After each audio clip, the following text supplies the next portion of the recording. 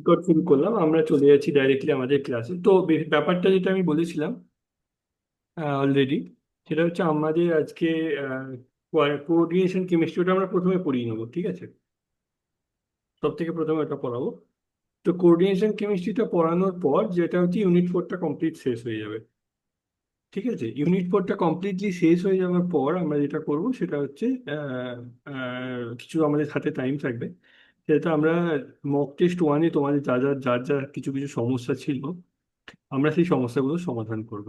আর তোমরা অনেকেই পাঠিয়েছো, আমার মনে হয় মোস্টলি সবাই কেউ না কেউ এটা ওটা সেটা বলেছে, তো তাতে করে সব কোশ্চেনই কভার হয়ে যাচ্ছে, দু একটা ছাড়া অ্যাকচুয়ালি। তো আমরা এবার এই পুরো কোশ্চেনটা খুব তাড়াতাড়ি গো থ্রু করে নেবো। ঠিক আছে, শুরু করি, চলো খুব বেশি সময় নষ্ট না করি। ওকে, সো মানে যদি আমার ইয়ে না হয় তো আমরা চেষ্টা করবো 8টা 15 থেকে ক্লাস শুরু করে দিতে, ঠিক আছে? এরপর থেকে মানে depending on availability and all. তো ঠিক আছে, তো আমরা ক্লাসটা শেয়ার করি।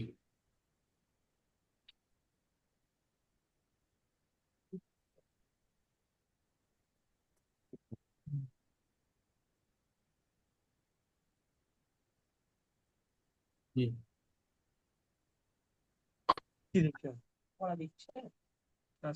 আবার সবাই তোমাদেরটা মিউট করে রাখো, যারা জয়েন করছো তাদেরকেও বলছি সবসময় চেষ্টা করবে যে যখন জয়েন করবে তখন মিউট করে দেখবে, ওকে?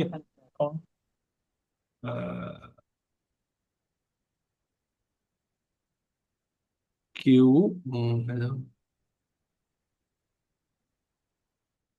ঠিক আছে।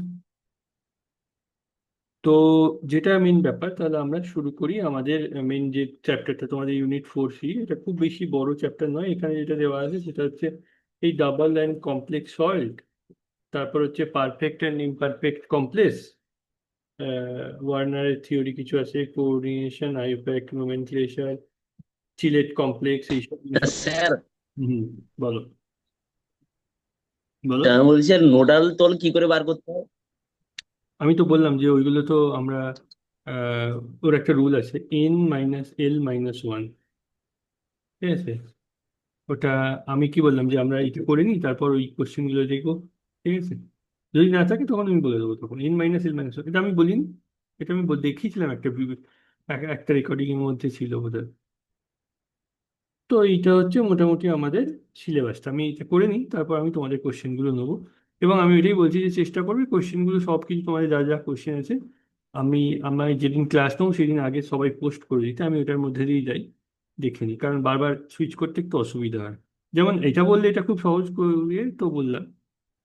তো যেটা আসছি সেটা হচ্ছে এটা ডবল সল্ট জিনিসটা কি প্রথমে, মানে ধরে নাও তোমরা একটা কোনো সল্ট নিলে, সেই সল্টটা জলের মধ্যে দিচ্ছ,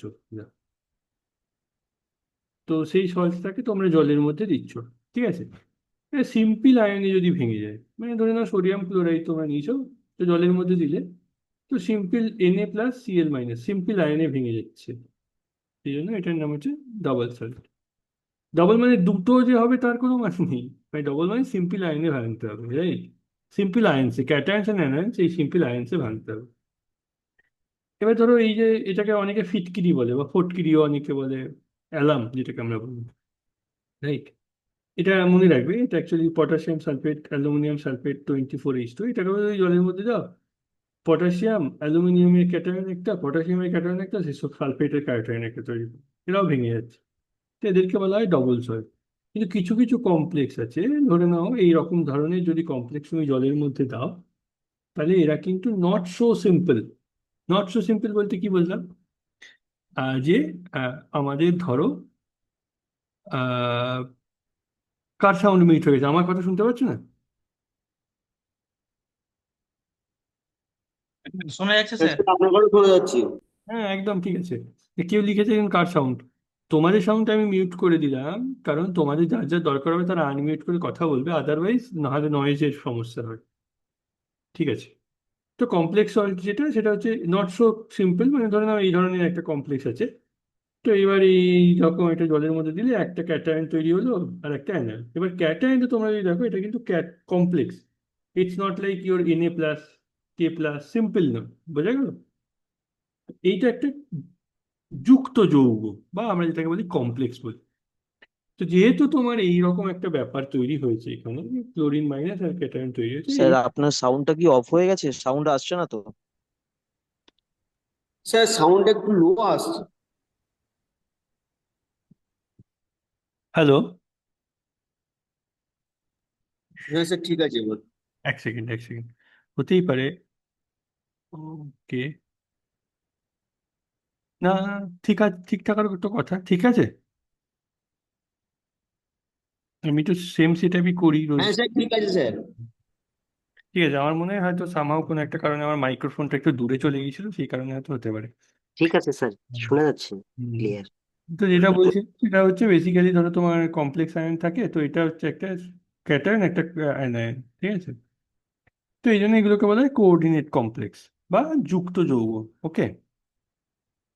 তো এই ধরনের কমপ্লেক্সে আয়নগুলো মানে এগুলো তোমার ফার্দার ভাঙতে পারে, মানে এইটাকে যদি তুমি ভাঙো ফার্দার, তাহলে নিকেল প্লাস 2 প্লাস আর ধরো অ্যামোনিয়া পাওয়া যাবে।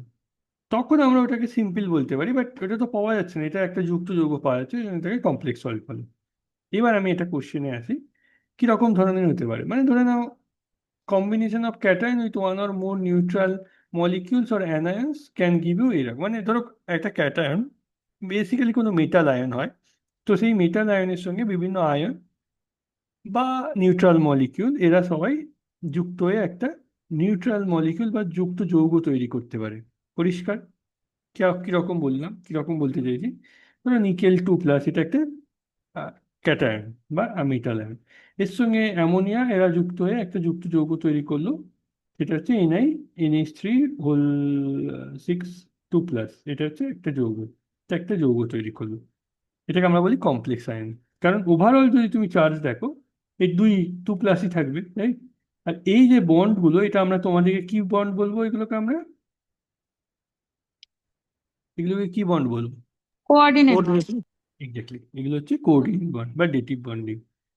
তো ডেটিভ বন্ডিং এর জন্য এরা কি হয়, NH3-র মধ্যে ধরে নাও যে দুটো লোন পেয়ার থাকে, তারা এগুলোকে দেয়। তা ধরো নিকেলের যদি আমি ওইভাবে দেখতে চাই, তাহলে আমরা কি রকম ভাবে করি? এটা হচ্ছে উম, আমাদের থাকবে 18, বা তোমার, আমি যদি ধরি যে তোমার 1s2, 2s2, 2p6, 3s2, 3p6, এখানে অবধি তো কমপ্লিট হলো। ঠিক আছে, এরপর আমাদের থাকবে 4s2, আর নিকেলের ক্ষেত্রে যেটা হয় তোমার 3d6, রাইট। টোটাল 28টা ইলেকট্রন থাকে নিকেলে। তাহলে এখানে অবধি 18টা, দুটো 20টা, সরি এটা 8টা হবে, 8, রাইট, 3d8। এইবার এই দুটো ছেড়ে দিল, তাহলে এই যদি দুটো ছেড়ে দিয়ে 8টা হলো, তাহলে 18টা আছে 24টা। 24টা ইলেকট্রন নিকেল 2 প্লাসে, তার মানে কতগুলো ইলেকট্রন থাকছে? 24টা ইলেকট্রন। একে যদি নিকটবর্তী তোমার কোনো একটা আহ বা 26টা হবে। নোবেল 26টা কেন হতে হবে? 26টা হচ্ছে, নিকেলে কতগুলো ইলেকট্রন থাকে? 28টা না? হ্যাঁ স্যার, দুটো চলে যাচ্ছে। হ্যাঁ, নিকেলে 28টা থাকে, দুটো চলে যাচ্ছে, মানে 26টা। তাহলে সামহাও আমি ওখানে কিছু একটা মিস করেছিলাম, ও না, ঠিকই তো ছিল, 26টা হতো, রাইট। তো 26টা ইলেকট্রন থাকছে, রাইট। এইবার তো ব্যাপারটা যেটা হবে, আমাদের নিকটবর্তী ইলেকট্রন গ্যাসের সঙ্গে একে ম্যাচ করতে হবে। এরা তো অলরেডি ম্যাচ করে গেছে, এরা তো ওই জন্য ডেটিভ বন্ড ফর্ম করেছে, রাইট। এদিকে নিয়ে আমাকে ভাবতে হবে না। এবার নিকেলকে ম্যাচ করতে হবে। তাহলে 26টা নিকটবর্তী যদি নোবেল গ্যাস আমরা দেখি, তাহলে কতই আছে? একজন ছিল 18তে, সেটা তো আর পড়া সম্ভব নয়। তারপরের জন থাকবে 36-এ, তার মানে আরো 10টা ইলেকট্রন তাকে কোথাও থেকে নিতে হবে।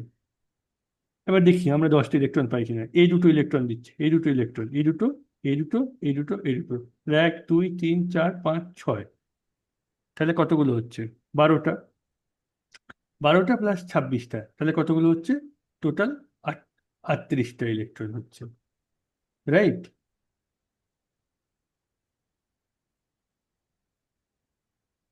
ঠিক আছে। না, এটাকে ঠিক, এখানে একটা ব্যাপার আছে। এটা আমি পরে এই নিচের কনসেপ্টে আসবে, এটাকে বলে এফেক্টিভ অ্যাটমিক নাম EAN, সেটাতে বলবো। আচ্ছা ঠিক আছে, ওই ফর্মুলাটার মাধ্যমে দেখি চলো, এখন এখন আমি ডিসকাস করছি না, আমি ভাবলাম এটাতে হবে।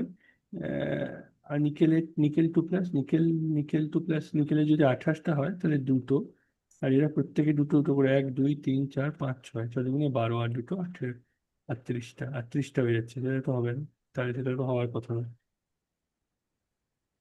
ঠিক আছে, আমরা ওই ইএনটার মাধ্যমে দেখি চলো, ঠিক আছে, তাহলে আমরা বুঝতে পারবো। তো এবার দেখো অ্যানায়নের ক্ষেত্রে সেরকম হয়, নিকেল 2+, যে 4টে অ্যানায়ন আছে, 4টে অ্যানায়ন দিয়ে। এবার আমি একটা জিনিস তোমাদেরকে বলেছিলাম মনে আছে, যে এই অক্টেট ব্যাপারটা, মানে অক্টেট যে ফিল আপ হওয়ার যে ব্যাপারটা থাকে, সেটা তুমি খুব সহজেই ক্যালকুলেট করতে পারবে। তোমার যেগুলো কমপ্লেক্স যৌগ বা যুক্ত যৌগ যেগুলো না তৈরি হয়, নর্মাল যে কমপ্লেক্স গুলোর ক্ষেত্রে, যেমন আমি বলেছিলাম ধরে নাও CO2 বা SO4 এই জাতীয় মলিকিউলগুলোতে, বা ধরে নাও H2SO4, সরি H2SO4 এই জাতীয়গুলোতে তুমি সহজেই ক্যালকুলেট করতে পারবে। বাট এইগুলোতে অত ওই রকম স্ট্রেট ফরওয়ার্ড হয় না, এদের ক্ষেত্রে আমাদেরকে EN এর মাধ্যমে করতে হবে, যেটা আমি দেখাবো। এইভাবে ঠিক ইয়েতে করা যাবে না। আর একটা ব্যাপার হচ্ছে, এই ধরনের যে কোনো ট্রানজিশন মেথডের ক্ষেত্রে আমাদের একটা ভেরিয়েবল ভ্যালেন্সি কনসেপ্ট আছে, মানে এরা অনেকগুলো ভ্যালেন্সি অ্যাডপ্ট করতে পারে। তো সেই ক্ষেত্রে তোমার এমনিতেই, যদি EN এর মাধ্যমে না যাও, তাহলে এমনিতেই তোমরা দেখবে যে টোটাল নাম্বার অফ ইলেকট্রনটা, যে তোমার নিকটবর্তী যে নোবেল গ্যাস আছে তার সঙ্গে সমান নাও হতে পারে। যেমন ধরো এখানেও 8টা হয়েছে, তাহলে এখানে 8 আর তোমার 26, মানে 34টা। আমরা ভাবতেই পারবো যে এখানেও তোমার ENটা পূর্ণ, সরি এখানেও তোমার 36টা পূর্ণ হয়নি, মানে কাছাকাছি যায়নি। বাট আমরা দেখি ওই কমপ্লেক্সগুলোর ক্ষেত্রে কি হয়। যাই হোক, এক্সাম্পল 3 হচ্ছে এরকম একটা মলিকিউল থাকছে। এইবার আসি যে কনসেপ্টে, ধরে নাও এরকম একটা যুক্ত যৌগ তৈরি হয়েছে, কমপ্লেক্স তৈরি হয়েছে, তো এদের ক্ষেত্রে নিকেল 2টা হচ্ছে তোমার সেন্ট্রাল আয়ন, যেটাকে বলা হয় মেটাল আয়ন। ঠিক আছে। স্যার এই বলছি স্যার, যে নিকেলের ক্ষেত্রে হুম। স্যার নিকেল প্লাস মানে 26টা থাকছে, তা হুম। সেখান থেকে স্যার 18টা যাওয়া তো মানে কাছাকাছি ছিল। 18 আর 26, এখানে স্যার 10টা নিতে হচ্ছে, তার থেকে 12টা নিতে হচ্ছে, তার থেকে তো স্যার ওটাতে যাওয়া কাছাকাছি ছিল। না স্যার ওটা না হয় কেন স্যার এই বেশি পরিমাণ ইলেকট্রন নিচ্ছে না, এটা কেন বলবো? না না, তুমি তার মানে বলতে চাইছো যে তার মানে ওকে আম, ইয়ে ছাড়তে হবে, 12টা ইলেকট্রন, 10টা ইলেকট্রন ছাড়তে হবে। তুমি দেখেছো কোনো যৌগে কিন্তু 10টা ইলেকট্রন ছাড়া যাবে না তো স্যার। কেউ ছাড়ে না। খুব জোর দুটো ইলেকট্রন ছাড়তে পারে, 3টে ইলেকট্রন হতে পারে, বা দুটোর পরেই 3টে ইলেকট্রন ছাড়াও ভীষণ ডিফিকাল্ট কিছু ক্ষেত্রে হয়, যেমন ওই বললাম L3-র ক্ষেত্রে। বাট ওগুলো আবার অনেক সময় coordinate compound, sorry covalent compound, covalent character চলে আসে। ঠিক আছে। ঠিক আছে, আমরা ওই এর মাধ্যমে দেখলে পরিষ্কার বুঝতে পারবো ব্যাপারটা, ওইটাই আমি পরে আসছি। তো এবার টাইপ অফ লিগ্যান্ড, এটাকে আমরা, এইগুলোকে আমরা লিগ্যান্ড বলি, মানে যেগুলো সেন্ট্রাল মেটালের সঙ্গে যুক্ত হয় যেগুলোকে আমরা লিগ্যান্ড বলি, আর এটাকে আমরা বলি central ion. So type of ligand, তার মানে আমাদের এই যে লিগ্যান্ড গুলো এবার কত রকমের হতে পারে। একটা হচ্ছে ইউনিডেন্টেড বা মোনোডেন্টেড, মানে যাদের তোমার ভ্যালেন্সি হচ্ছে একটা, মানে যারা বেসিক্যালি একটা বন্ড তৈরি করতে পারে, আর কিছু না। পলিডেন্টেড মানে কিছু কিছু লিগ্যান্ড আছে যারা একটার বেশি বন্ড তৈরি করতে পারে, যেমন ধরো এই কমপ্লেক্সটা কোবাল এরা একটা একটা, তো এগুলো মোনোডেন্টেড বা ইউনিডেন্টেড, এরা একটা করেই যৌগ বন্ড তৈরি করতে পারে। কিন্তু এই যে সালফেটটা, এরা দুটো বন্ড তৈরি করলো, পরিষ্কার বোঝা গেল। এবার আসি যে এই ধরনের যে লিগ্যান্ড গুলো আছে না, এই ধরনের লিগ্যান্ড গুলোকে আবার অনেকে বলে চিলেটিং লিগ্যান্ড, রাইট? মানে পলিডেন্টেড লিগ্যান্ড, ওদেরকে নর্মালি বলা হয় চিলেটিং লিগ্যান্ড। এরা কিরকম হয়, তো ধরে নাও এটা সেন্ট্রাল আয়ন, এটা আমি অলরেডি বলেছিলাম, তো দুটো, এর ধরে নাও এর 4টে বন্ড তৈরি করতে হবে। তো এরা কি করে, একটা কিলেটিং লিগ্যান্ড এই একটা লিগ্যান্ড এই দুটো বন্ড তৈরি করলো, আর একটা লিগ্যান্ড দুটো বন্ড তৈরি করলো।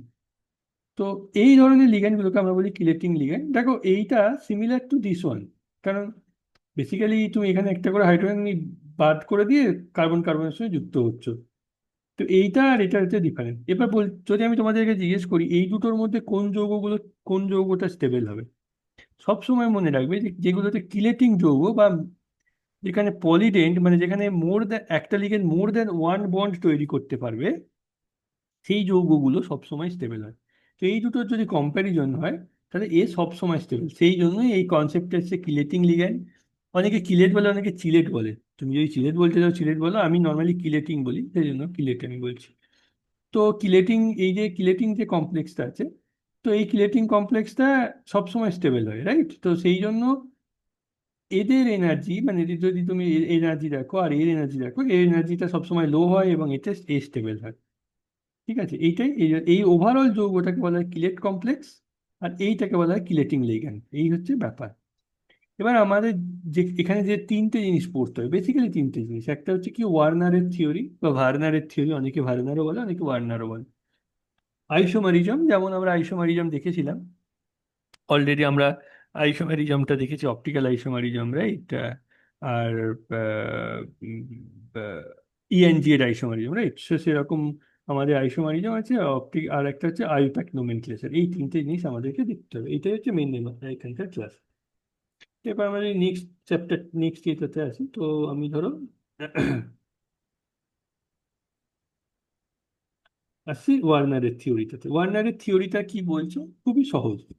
বেসিক্যালি আমরা যে যৌগগুলোকে পাই, তো সেখানে দু রকম ধরনের ভ্যালেন্সি পাওয়া যায়। একটা হচ্ছে প্রাইমারি ভ্যালেন্সি বা প্রাইমারি লিঙ্কেজ, আর একটা হচ্ছে সেকেন্ডারি লিঙ্কেজ বা সেকেন্ডারি ভ্যালেন্সি। দু রকম ধরনের যোজ্যতা আমাদের তার মানে এই কমপ্লেক্সগুলোতে হয়। তাহলে প্রাইমারি ভ্যালেন্সিটা কি সেটা যদি ধরো তোমরা দেখো, বেসিক্যালি ধরো এরকম ধরনের কোনো একটা কমপ্লেক্স দেখছো, এই কমপ্লেক্সটা যা টোটাল অক্সিডেশন স্টেট হবে। সো বেসিক্যালি এইটা বলবো না, মানে এই অক্সিজেন স্টেটটা তো কামিং ফ্রম দিস ওয়ান, কারণ এটা তোমার যেহেতু তোমার এই লিগ্যান্ডটা তোমার নিউট্রাল, রাইট? মোদ্দা কথা হচ্ছে oxygen state of the central metal atom, এর যা অক্সিজেন স্টেট হবে সেটাই হচ্ছে তোমার প্রাইমারি ভ্যালেন্স। এবার ধরো চার্জ লিগ্যান্ড হয়ে যায়, তখন এর চার্জটা আলাদা হয়ে যাবে। তো এর যা অক্সিজেন স্টেট হবে that would be your primary valence. এটা হচ্ছে ওয়ার্নারের প্রথম থিওরি। প্রথম থিওরির একটা কনক্লুশন। হ্যাঁ বলো, কেউ কিছু বলছিল?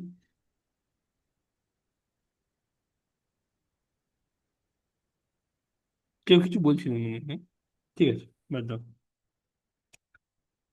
তো ধরো না এই কমপ্লেক্সটা নিকেল কোবাল্টের যে কমপ্লেক্সটা আছে, এখানে বলতে পারবে যে এইটাই নিকেলের কত অক্সিডেশন স্টেট? এটা জিরো, রাইট? এই সরি, কোবাল্ট বলছি, কার্বন মনোঅক্সাইড, সরি সরি।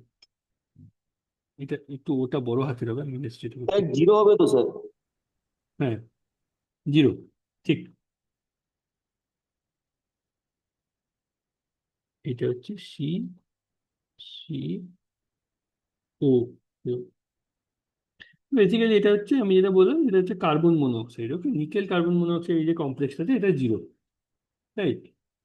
এইবার হচ্ছে এই যে লিগ্যান্ড, তার ফার্স্ট ব্র্যাকেটের পরে যে নাম্বারটা থাকে দেখতে পাচ্ছ, এর ক্ষেত্রে 4 আছে, এর ক্ষেত্রে 6 আছে, এইটাকে আমরা বলি সেকেন্ডারি ভ্যালেন্সি। তাহলে প্রাইমারি ভ্যালেন্সি কি? এর যা অক্সিডেশন স্টেট সেইটা। আর সেকেন্ডারি ভ্যালেন্সি কোনটা? না, এই এই লিগ্যান্ডের পর যে ফার্স্ট ব্র্যাকেটে যে ভ্যালুটা থাকবে সেটা হচ্ছে সেকেন্ডারি ভ্যালেন্সি। যেমন এর যদি সেকেন্ডারি ভ্যালেন্সি জিজ্ঞেস করি কত, 6, এর যদি কত, 4, বোঝা গেল? 4 আর 6 হচ্ছে সেকেন্ডারি ভ্যালেন্সি। নর্মালি এই কনফিগারেশন থাকে, এম মানে মেটাল, এল মানে লিগ্যান্ড, এন মানে তার সেকেন্ডারি ভ্যালেন্স, রাইট? এইবার যদি আমি ধরো তোমাদেরকে এই যৌগটার ক্ষেত্রে জিজ্ঞেস করি, বলতে পারবে এই যৌগটার ক্ষেত্রে তোমার অক্সিজেন মানে প্রাইমারি ভ্যালেন্সি অফ কোবাল্ট কত? +3। +3। কেন +3? ওটাকে যদি আমরা ভাঙি তাহলে CONH3 হোল 6 +3 +3Cl-। একদম। এবার NH3 যেহেতু নিউট্রাল মলিকিউল, হুম। তো তাহলে কোবাল্টের +3 হবে। একদম একদম এক্স্যাক্টলি। বোঝা গেল সবাইকে? কারোর কোনো অসুবিধা আছে এখানে? কারণ যারা ধরো কেমিস্ট্রি আর দেখছো তাদের হয়তো একটু অসুবিধা। হ্যাঁ স্যার। হ্যাঁ বলো। হ্যাঁ তাহলে শুরুতে যে একটা উদাহরণ দিয়েছিলেন না, ওখানে তাহলে ওটা 2+ হলো কেন? ওখানেও একটা কোবাল্ট দিয়ে একটা একটা ছিল কমপ্লেক্স। হ্যাঁ, এটা 2+ কি করে হলো তাহলে? এইটা কোবাল্টিকটা? হ্যাঁ, এই যে CONH3 এর হোল 6। হ্যাঁ, এটা তো কোবাল্টের অক্সিজেন স্টেটটাই তো 2+, এর অক্সিজেন স্টেটটাই 2+। আচ্ছা, এখানে এটা ক্যালকুলেট কি করে করলেন? এটা 2+ এই যে হলো। ক্যালকুলেট করার সহজ যে উপায়, এই ধরো তোমাদের এরকম একটা কমপ্লেক্স দিয়ে দেয়, তো আমরা কিরকম ভাবে করবো সেটা আমি বলতে চাই। ধরে নাও, আচ্ছা ধরো এই কমপ্লেক্সটার ক্ষেত্রে, হ্যাঁ, এই কমপ্লেক্সটার ক্ষেত্রে আমি জানি, এটার ক্ষেত্রে আমি দেখেন একটা নিয়ম বলি তোমাদের। প্রথমে যেটা করবে, একটা আইডিয়া তোমাদের থাকতে হবে যে ক্লোরিনের কত চার্জ থাকতে পারে, সেটারও তোমাদের আইডিয়া আছে, রাইট? এটা এই হ্যাঁ হ্যাঁ। মানে এটা তো একটা ক্লোরিনে -1 চার্জ হয়, এটা তো -2 ধরলে তখন তোমার হিসেব উল্টো পাল্টা হয়ে যাবে। তো এক একটা ক্লোরিনে -3 করে চার্জ থাকে। তো প্রথমে যেটা তোমাদেরকে করতে হবে, সেটা হচ্ছে তোমাদেরকে প্রথমে দেখতে হবে যে এখানে অ্যানায়ন কটা অ্যানায়ন আছে।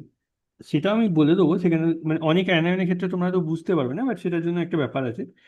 এই ধরনের ধরো এখানে অ্যানায়ন কটা আছে, এখানে 3টে অ্যানায়ন আছে। তাহলে সমস্ত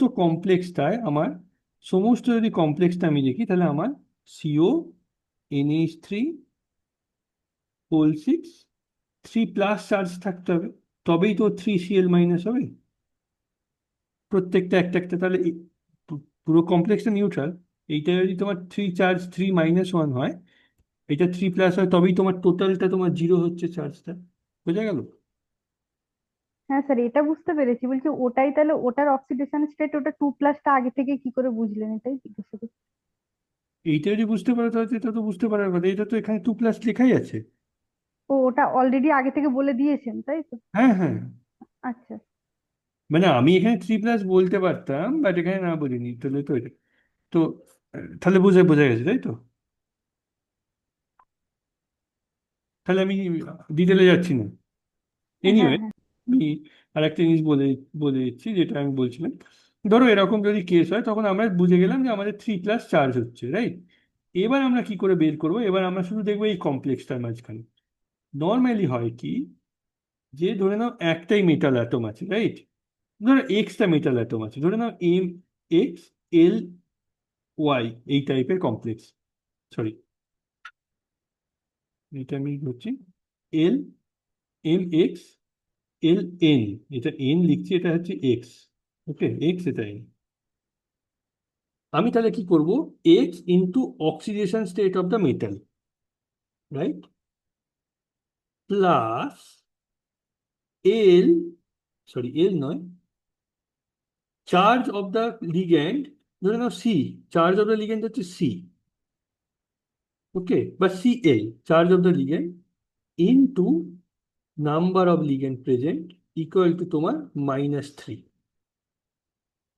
তাহলে আমার এখানে চার্জ অফ দ্য লিগ্যান্ড 0, তাহলে এটা আমার x into OS is equal two +0 equal to আমার, সরি এটা মাইনাস কেন, এটা তো +3 হবে না, এটা +3 ছিল, ইকুয়াল টু 3+, রাইট? আমার যেহেতু চার্জ অফ দ্য লিগেন্ড হচ্ছে আমার এখানে তোমার 0, তাহলে আমি এটা চলে গেলাম 3+। তাহলে আর এখানে আমার এক্সটাও হচ্ছে 1, তাহলে আমি x1 1 ধরছি। তাহলে আমার অক্সিজেন স্টেট শুধু কি বেরোচ্ছে, এক্স যদি তুমি 1 বসাও, 1 ইন্টু ইয়ে করো, +0 যদি করো, তাহলে অক্সিজেন স্টেট 3+, তাহলে অক্সিজেন 3। এইটাই হচ্ছে সূত্র। এইভাবেই ক্যালকুলেটটা করছে, কোনো জটিল জিনিস নয় এটা। এটাই তোমাদেরকে করতে হবে অ্যাকচুয়ালি ক্যালকুলেট যখন। বুঝে গেল? এইখানে আমি পরিষ্কার করে দেখিয়েছি। এবার আমি দেখি, ওটা আমি বললাম তো সেকেন্ডারি ভ্যালেন্সি, তার মানে আমরা কি বললাম, যেটা হচ্ছে কোঅর্ডিনেশন নাম্বার, এটাকে অনেকে আবার কোঅর্ডিনেশন নাম্বারও বলে, এটাকে সেকেন্ডারি ভ্যালেন্সিও বলে, আবার CNও বলে। তাহলে যে কোনো কোঅর্ডিনেশন নাম্বারটাই হচ্ছে সেকেন্ডারি ভ্যালেন্সি, আর মেটালের অ্যাটমের উপর যে অক্সিজেন স্টেটটা থাকবে সেটা হচ্ছে আমার কি না প্রাইমারি ভ্যালেন্সি। বুঝা গেল? Now how do you determine primary valency? কি করে ডিটারমাইন করবে, যেটা আমি এইমাত্র বললাম। তো যেটা আমি কিভাবে বললাম সেটা হচ্ছে, এক সেকেন্ড,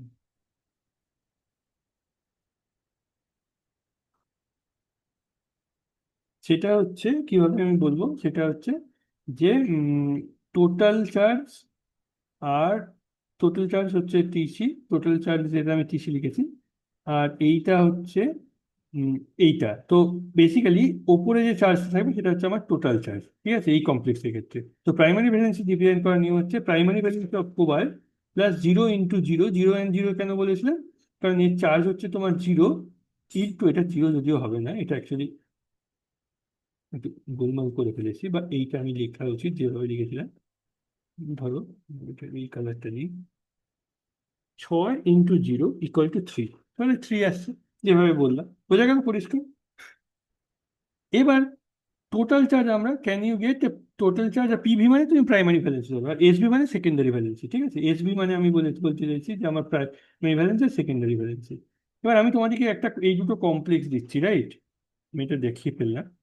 তুমি বলতে পারবে এই দুটো কমপ্লেক্সে তোমাদেরকে একটু ক্যালকুলেট করে বলো। আমি বলেছি না খাতা পেন নিয়ে সবসময় বসবে।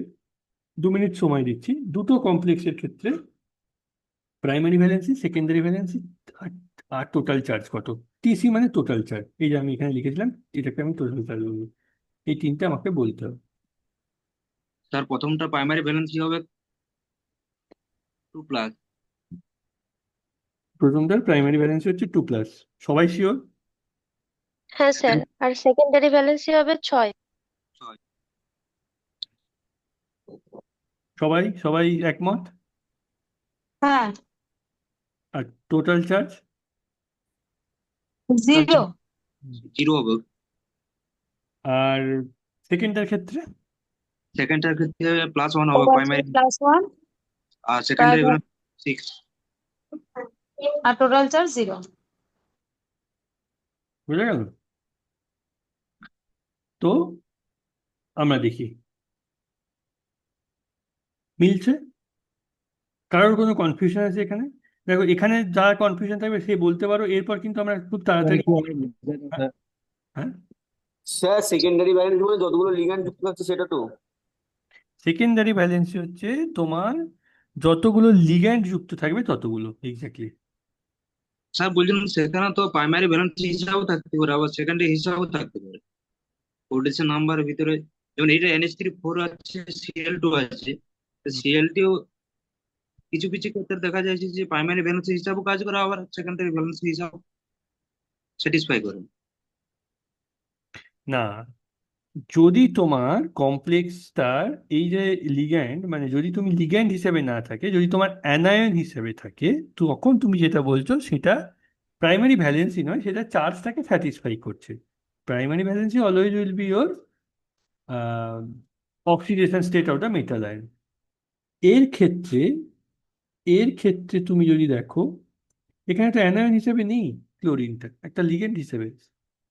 আমি যদি কোবাল্ট কমপ্লেক্সের ছবিটা আঁকি, ধরো আমি এখানে একটা ছবিটা এঁকে দিচ্ছি তোমাদের সুবিধার জন্য। Cobalt NH3, NH3, NH3, NH3, আর দুটো উপর নিচে বন্ড আছে, ক্লোরিন ক্লোরিন, রাইট? এইবার আমাকে বলো, এখানে কোথায় সে ইয়ে হিসেবে থাকতে পারে? সেই যৌগগুলোই আলাদা হবে, এই রকমটা না। যেমন উপরে যেটা দেখিয়েছিলাম যে এই কেসটাতে এখানে অ্যানায়ন হিসেবে এক্সিস্ট করছে, Cl-, রাইট? অ্যাকচুয়ালি কোনোভাবেই কোঅর্ডিনেশন স্ফিয়ারে আসছে না। যদি আমি দেখতে চাই, এটা গেল জমতে, এই ক্লোরিনটা কোনোভাবেই কোঅর্ডিনেশন স্ফিয়ারে আসবে না। ওর ক্ষেত্রে কি, সবগুলোই NH3, রাইট? তো সেকেন্ডারি ভ্যালেন্সি নয় ওটা, এই ক্ষেত্রে এটা সেকেন্ডারি ভ্যালেন্সি। এটা স্যার টোটাল হুম, বল। স্যার টোটাল চার্জটা আরেকবার একটু বলে দেবেন? টোটাল চার্জটা যদি তুমি দেখতে চাও, এই কমপ্লেক্সটার ক্ষেত্রেই বলে দিন, এইটা হ্যাঁ, 0 যে হলো। টোটাল চার্জটা তাহলে কি আমার, এই কমপ্লেক্সটার ক্ষেত্রে টোটাল চার্জ আমার কত? এর সঙ্গে কোনো অ্যানায়ন 2+। কি করে 2+ হবে?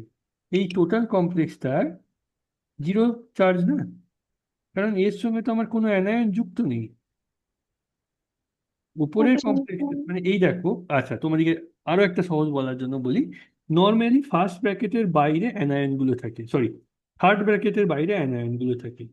দেখো এইখানে থার্ড ব্র্যাকেটটার বাইরে অ্যানায়নটা আছে, তাহলে এর ওই জন্য 3+ চার্জ ছিল, আর এর 3- হয়ে সিম্পলি ওটা চার্জটাকে স্যাটিসফাই করছিল। তুমি যদি এইখানে দেখো, আলটিমেটলি তোমার টোটাল যদি চার্জ কমপ্লেক্সে দেখতে চাও, তাহলে এটা 0, কারণ এর থার্ড ব্র্যাকেটের বাইরে কোনো অ্যানায়নই নেই। এরও তাই, রাইট? স্যার এবারে বুঝতে পেরেছি, আমি ওই Cl2 ওটাকে ধরে ফেলছিলাম 2+ করে। আচ্ছা ঠিক আছে। পরিষ্কার? এবার অক্সিডেশন স্টেটটা কেন 2 হচ্ছে বুঝতে পারছো তো? কারণ লাইগ্যান্ডটা হচ্ছে অ্যানায়ন, মানে লাইগ্যান্ডটার মাইনাস চার্জ আছে। একটা লাইগ্যান্ড নিউট্রালও হতে পারে, ক্যাটায়নও হতে পারে, অ্যানায়নও হতে পারে, কিন্তু যেহেতু অ্যানায়ন, তো আমার এই দুটো 2Cl- আছে, সেই জন্য এই প্লাসটা এই ক্ষেত্রে একটা জিনিস বোঝা গেল? এই হচ্ছে ব্যাপার। এইবার আমি আসি তোমার ওই রুলটাতে, যেটাতে আমি বলতে চাইছিলাম, যে কারণে আমরা প্রথমে ওইটাকে ব্যাখ্যা করতে পারিনি। এটা হচ্ছে effective nuclear number, effective atomic number. বন্ধ করো না এটা তোমরা, এক সেকেন্ড, তোমরা সবাই মিউট করো। আমি কিন্তু করে দিতে পারি মিউট অল, এবং পার্টিসিপেন্টদেরকে আনমিউট করার ইয়েও দিতে না পারি। সেক্ষেত্রে তোমাদেরই অসুবিধা হবে, কেউ কোশ্চেন করতে পারবে না। সেই জন্য আমি অপশনটা রাখিনি। যাই হোক, তো হোয়াট ইজ ইএন যেটাকে আমি বলছি, এই যে এফেক্টিভ অ্যাটমিক নাম্বার কি, অ্যান্ড ক্যালকুলেট ইএন। তো এফেক্টিভ অ্যাটমিক নাম্বার তোমরা কি করে ক্যালকুলেট করবে, তোমাদেরকে এই একটা ফর্মুলা মনে রাখতে হবে, যেটা হচ্ছে জেড ইন্টু সেন্ট্রাল মেটাল। মানে সেন্ট্রাল মেটালের জেড কতটা সেটা তোমাকে মনে রাখতে হবে, মানে তার অ্যাটমিক নাম্বার কতটা, তারপর minus oxidation state of the metal, মানে oxidation state of the metal কত হয়, তার সঙ্গে প্লাস 2 ইন্টু কোঅর্ডিনেশন নাম্বার। এই দুটা যে দুই যেটা আসছে সেইটা হচ্ছে তোমার প্রত্যেকটা কোঅর্ডিনেশন নাম্বারের জন্য দুটো করে ইলেকট্রন, সেই জন্য 2 আসছে কোঅর্ডিনেশন। অবশ্য আমরা ওইভাবেই ক্যালকুলেট করছিলাম আগেরটা, সামহাও কিছু একটা কারণে আমি জানি না, সাথে সাথে সব ক্ষেত্রে মেলে না। Let's see for this complex, এই কমপ্লেক্সটার ক্ষেত্রে কোবাল্ট NH3 6+Cl3। তো ধরে নাও আমি যদি দেখতে চাই এই কমপ্লেক্সটার ক্ষেত্রে আমাদের প্রাইমারি ভ্যালেন্সি হবে তার মানে 3, যেহেতু এইটা 3 আছে। এর ক্ষেত্রে কি হবে প্রাইমারি ভ্যালেন্সি, এই যৌগটার ক্ষেত্রে প্রাইমারি ভ্যালেন্সি আমরা যদি দেখতে চাই কি হবে, বা টোটাল চার্জ আমি যদি দেখি, প্রথমে এইটার ক্ষেত্রে +3, এইটার ক্ষেত্রে টোটাল চার্জ -4, কেন বুঝতেই পারছো, চারটে K4 আছে বলে। এটার ক্ষেত্রে -2 হবে, তাই।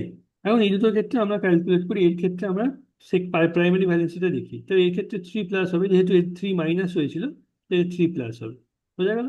সেই জন্য প্রাইমারি ভ্যালেন্সি 3। আয়রনের ক্ষেত্রে ধরো এইটা টোটাল 4- হয়েছে, রাইট, মানে এই পুরো কমপ্লেক্সটা 4- হয়েছে। এবার এর মধ্যে ব্যাপারটা হচ্ছে কি, আয়রনের প্রাইমারি ভ্যালেন্সি যদি আমরা ক্যালকুলেট করতে চাই, তাহলে আমরা একটা আয়রন আছে, মানে আয়রনের চার্জ ধরে নাও, ওই অক্সিজেন স্টেট হচ্ছে আমি X ধরলাম। X-6 কেন, -6 কেন ধরলাম, কারণ সাইনাইডে -1 করে চার্জ, ইকুয়াল টু -4। তোমার হেডফোনটা ইয়া করবে, সাপোর্ট করবে কে? ওই 6 আর 4, 6 আর 4 যদি করি, সাপোর্ট করবে, কিভাবে সাপোর্ট করবে? করে দাও।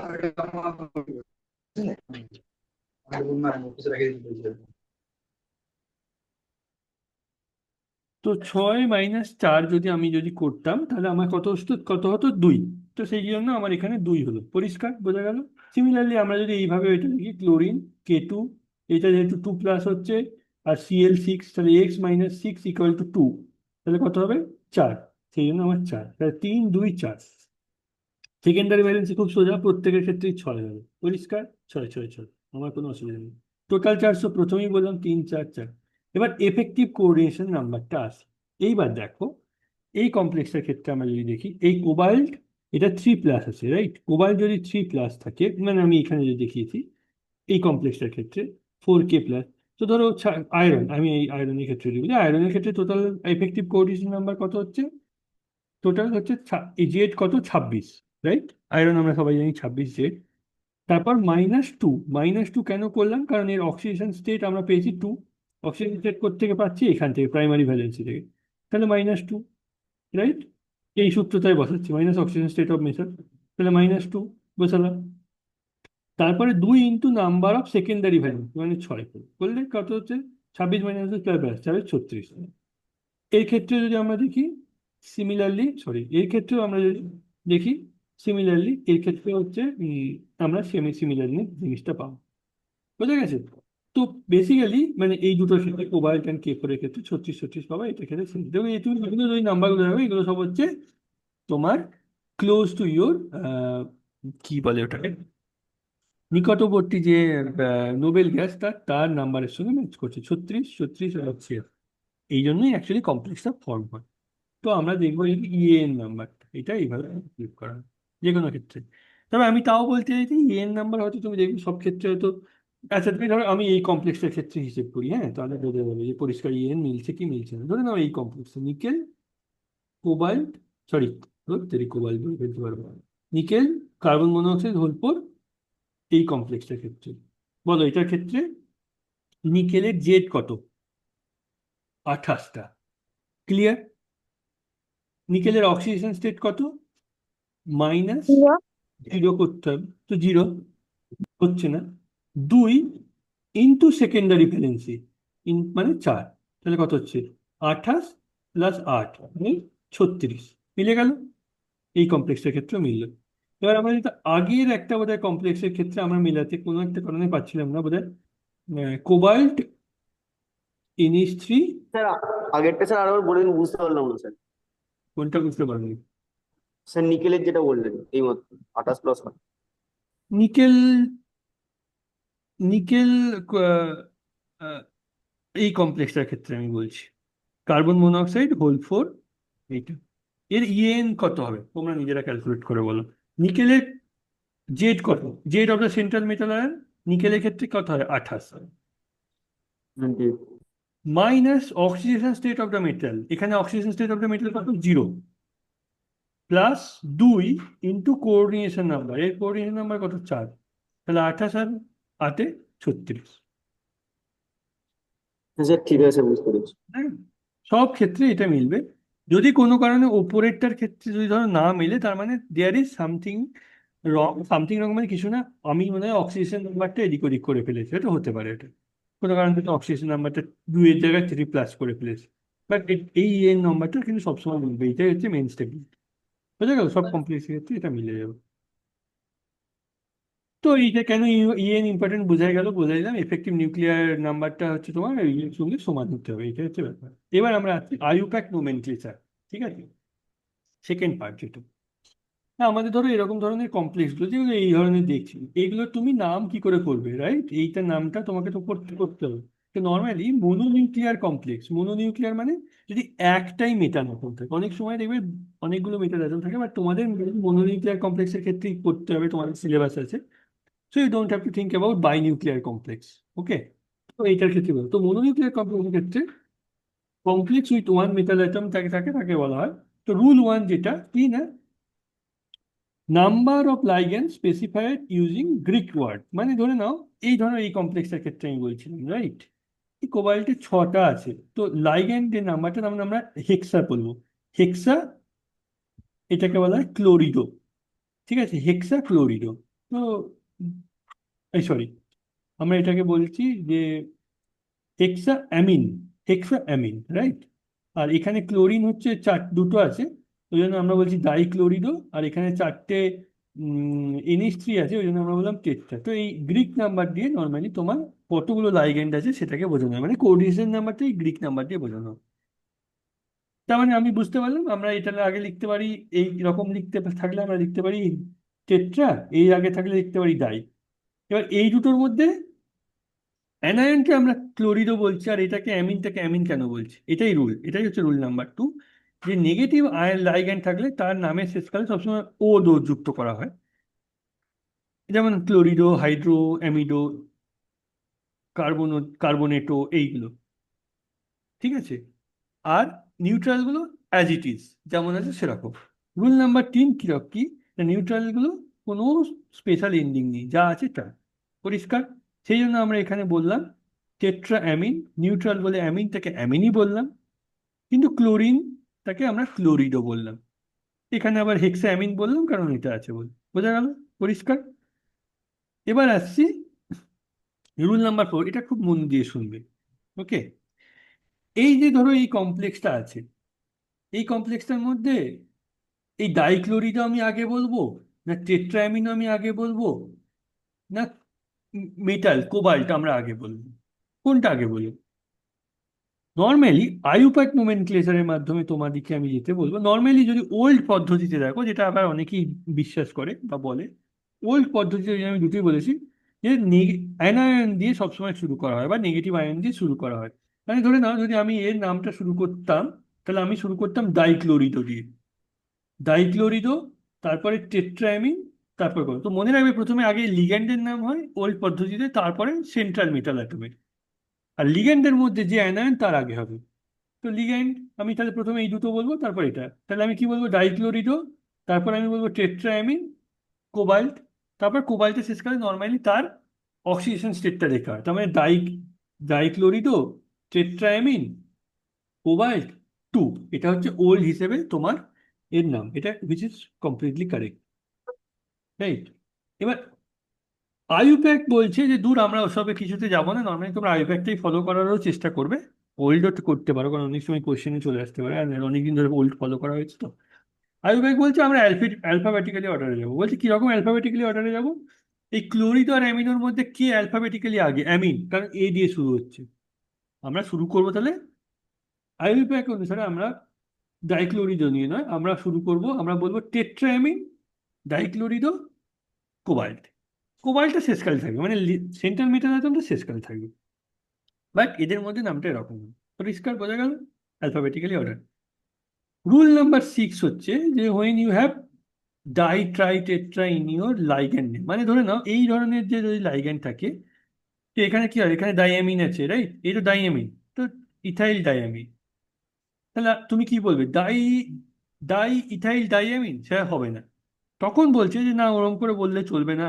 যদি এরকম ডাইঅ্যামিন এই লিগ্যান্ডের নামের মধ্যেই ডাই ট্রাই এসব থাকে, তখন যদি দুটো লিগ্যান্ড থাকে তখন আমরা বলবো বিস, যদি তিনটে থাকে তখন আমরা বলবো ট্রিস, যদি চারটে থাকে টেট্রাকিস, পাঁচটা থাকলে পেন্টাকিস।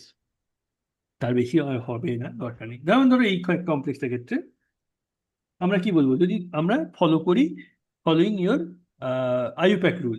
দেখো, ডাই ক্লোরিডো, কারণ দুটো ক্লোরিন আছে এবং ক্লোরিনের নামে কোনো ডাইটাই নেই, সেই জন্য আমি ডাইক্লোরিডো লাগিয়ে দিলাম।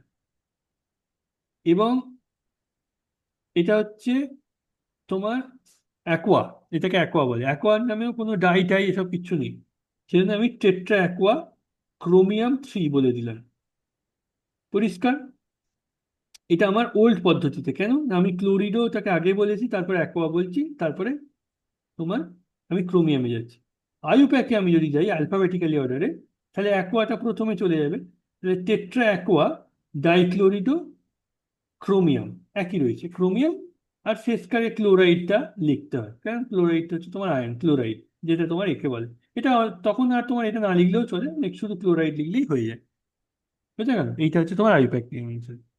এইবার ধরে নাও এটার ক্ষেত্রে, যেমন ধরো নিকেল ক্লোবাল্টের ক্ষেত্রে টেট্রা কার্বনাইল নিকেল, এটা তো খুব স্ট্রেট ফরওয়ার্ড, কারণ এর মধ্যে কিছু নেই।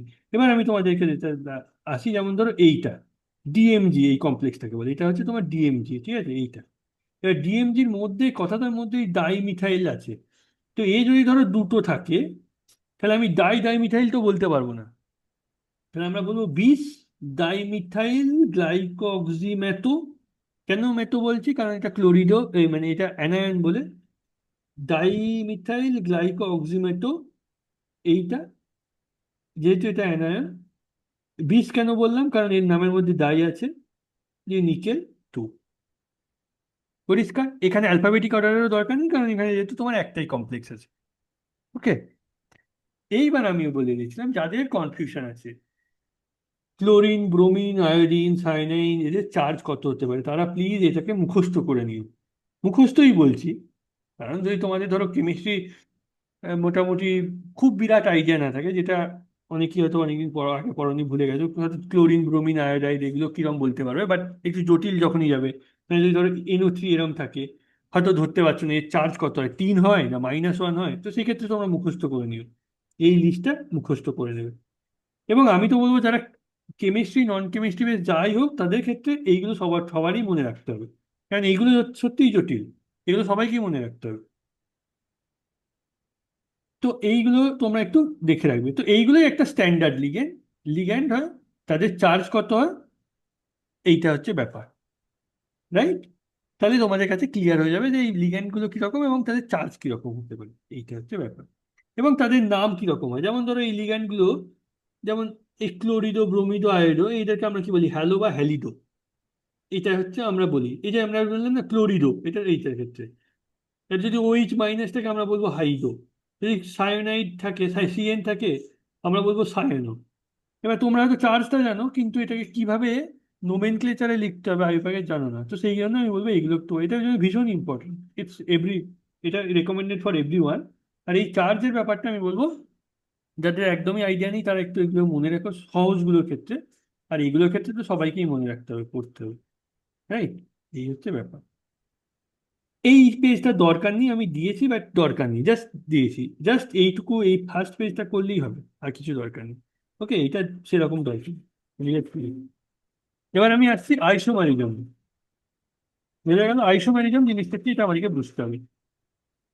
তো আমরা যেমন দেখলাম, ধরো এরকম একটা কমপ্লেক্স আছে যেখানে এম হচ্ছে metal ion, A A B B. তো এ আর বি বি যদি এরকম একে অপরের 180 ডিগ্রি অ্যাঙ্গেলে থাকে, এ বি বি এরকম, তাহলে আমরা এই যে 180 ডিগ্রি থাকলে আমরা বলবো ট্রান্স। আর যদি কাছাকাছি থাকে তাহলে আমরা বলবো সিস। যেমন আমাদের কনসেপ্ট, কেমিস্ট্রির যে কোনো কনসেপ্ট, সিস আর ট্রান্সেস সেরকম। একটা এক্সাম্পল হচ্ছে সিসপ্লাটিন ট্রান্সপ্লান্ট। তোমরা জানো যে এই ওয়ান অফ দ্য কমপ্লেক্স, যেটা তোমার ক্যান্সার ট্রিটমেন্টের ক্ষেত্রে ইউজ করা হয়, মানে আগে করা হতো, এখন আমি এই না করা হয় কিনা। সিসপ্লাটিন ট্রান্সপ্লাটিন, ঠিক আছে? But এখানে প্লাটিনামের একটা কমপ্লেক্স, ক্লোরিন ক্লোরিন ট্রাইন। এই ব্যাপারটা হচ্ছে একটাতে দেখো এই দুটো হচ্ছে অপোজিট ডিরেকশনে, এই দুটো অপোজিট ডিরেকশনে, আর এই সিসের ক্ষেত্রে একটা একই ডিরেকশন। বুঝা গেল? যদি MA2 BC টাইপ হয়, BC মানে হচ্ছে ধরো এই একটা বি একটা আলাদা লিগেন্ড, সি একটা আলাদা লিগেন্ড, বাট A2 হচ্ছে তোমার একই টাইপের লিগেন্ড, তো এটাও সিস ট্রান্স করতে পারি। এ যদি একই দিকে থাকে সিস, যদি অপোজিট ডিরেকশনে থাকে তাহলে আমরা বলবো ট্রান্স। ট্রান্স মানেই সবসময় অপোজিট ডিরেকশনে থাকতে হবে। এবং মনে রাখবে মিনিমাম তোমার এই কনফিগারেশনটা চাই, আদারওয়াইজ তুমি কোনোভাবেই সিস ট্রান্স করতে পারবে না। মানে দুটো লিগেন্ডকে এক টাইপের হতেই হবে, তবেই তুমি সিস ট্রান্স করতে পারবে, নাহলে কি করে করবে? Right? এবার সেম জিনিস যদি এটা আমি দেখিয়েছি MA2B2 টাইপের, মানে হচ্ছে চারটে চারটে তোমার কোঅর্ডিনেশন নাম্বারের ক্ষেত্রে, এখানে MA4B2 মানে ছটা কোঅর্ডিনেশন। দেখো আমি বললাম না মিনিমাম তোমার দুটোকে সেম হতেই হবে। এখানে যদি চারটে সেম আছে, দুটো সেম আছে, তো এখানে যেহেতু দুটো সেম, এই দুটোকে আমরা ফোকাস করব। এই দুটো ক্ষেত্রে এই দুটো যেহেতু উল্টো দিকে আছে, ট্রান্স মানে দেখো এর রেসপেক্টে কিন্তু সিস ট্রান্স হবে না, মনে রাখবে। MA4B2 যেটা দুটো আছে তার রেসপেক্টে হবে।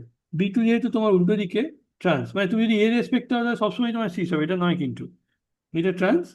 আর এইটা হচ্ছে কি তোমার সিস হবে।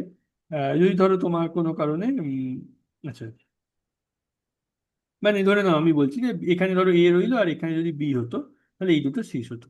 একমাত্র অপোজিট ডিরেকশন হলেই তবে ট্রান্স হবে। যেমন একটা এক্সাম্পল দিয়েছি MA2B2, মানে এইটা আবার কি লিগেন্ড? ডাইডেন্টেড লিগেন্ড, বা আমরা যেটাকে বলি পলিডেন্টেড লিগেন্ড বা কিলেটিং এজেন্ট।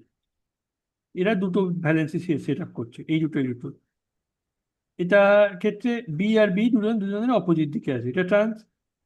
এই কমপ্লেক্সে দেখো এই দুটো ফর্মুলা কিন্তু সেম। আইসোমারিজমের মেইন ব্যাপারটা হচ্ছে ফর্মুলা সেম, বাট ওরিয়েন্টেশন আলাদা। দেখো তুমি এর আর এর ফর্মুলা কিন্তু সেম।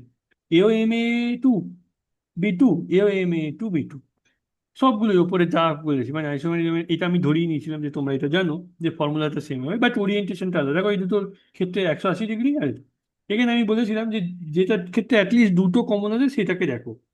এইটাকে যদি দেখো B2 দুটো দিকে ডিফারেন্ট দিকে, এটা একই দিকে আছে।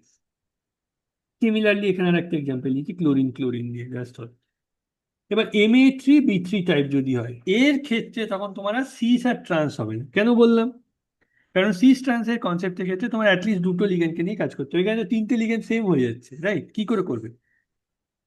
এখানে একটা ব্যাপার আছে, এটাকে সেইটাকে বলে ধরে দিতে হবে। ফেসিয়াল আর মেরিডিয়ান। মেরিডিয়ান, ফ্যাক আর মার বলে, ঠিক আছে?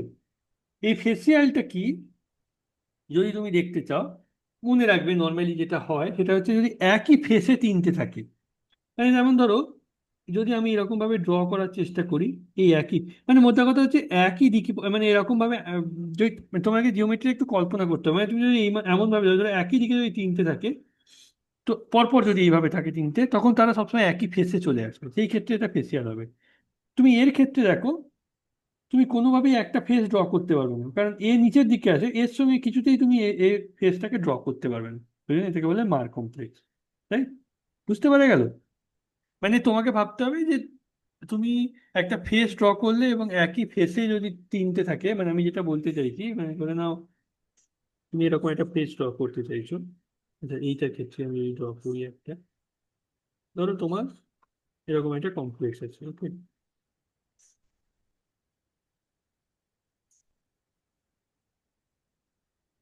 No sorry, not like this.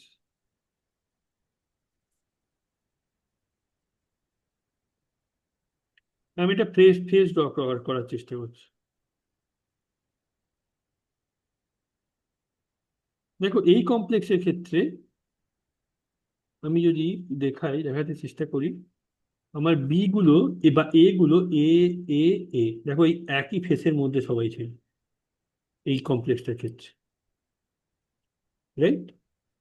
সেই জন্য এটাকে আমরা এ বলছি। কিন্তু তুমি কোনোভাবেই যদি ধরো তুমি বিটাকে এখানে যদি এ রাখতে, কোনোভাবেই তুমি ফেস ড্র করতে পারতে না একটা ফেসের মধ্যে, রাইট? সেই জন্যই ওইটা হচ্ছে মার। যেটাই ফেসিয়াল না হবে সেটাই মার হবে, এটাই। এবার অপটিক্যাল আইসোমেরিজম যেটা বললাম, যদি কোনো রকম সিমেট্রি না থাকে এবং একে অপরের মিরর ইমেজ একে অপরের সঙ্গে নন সুপার ইম্পোজেবল হয়, এক্স্যাক্টলি সেম কনসেপ্ট যেটা আমরা বলে এসেছিলাম সেটাই হচ্ছে এর ক্ষেত্রেও শোধ করবে। কিরকম ভাবে দেখবে?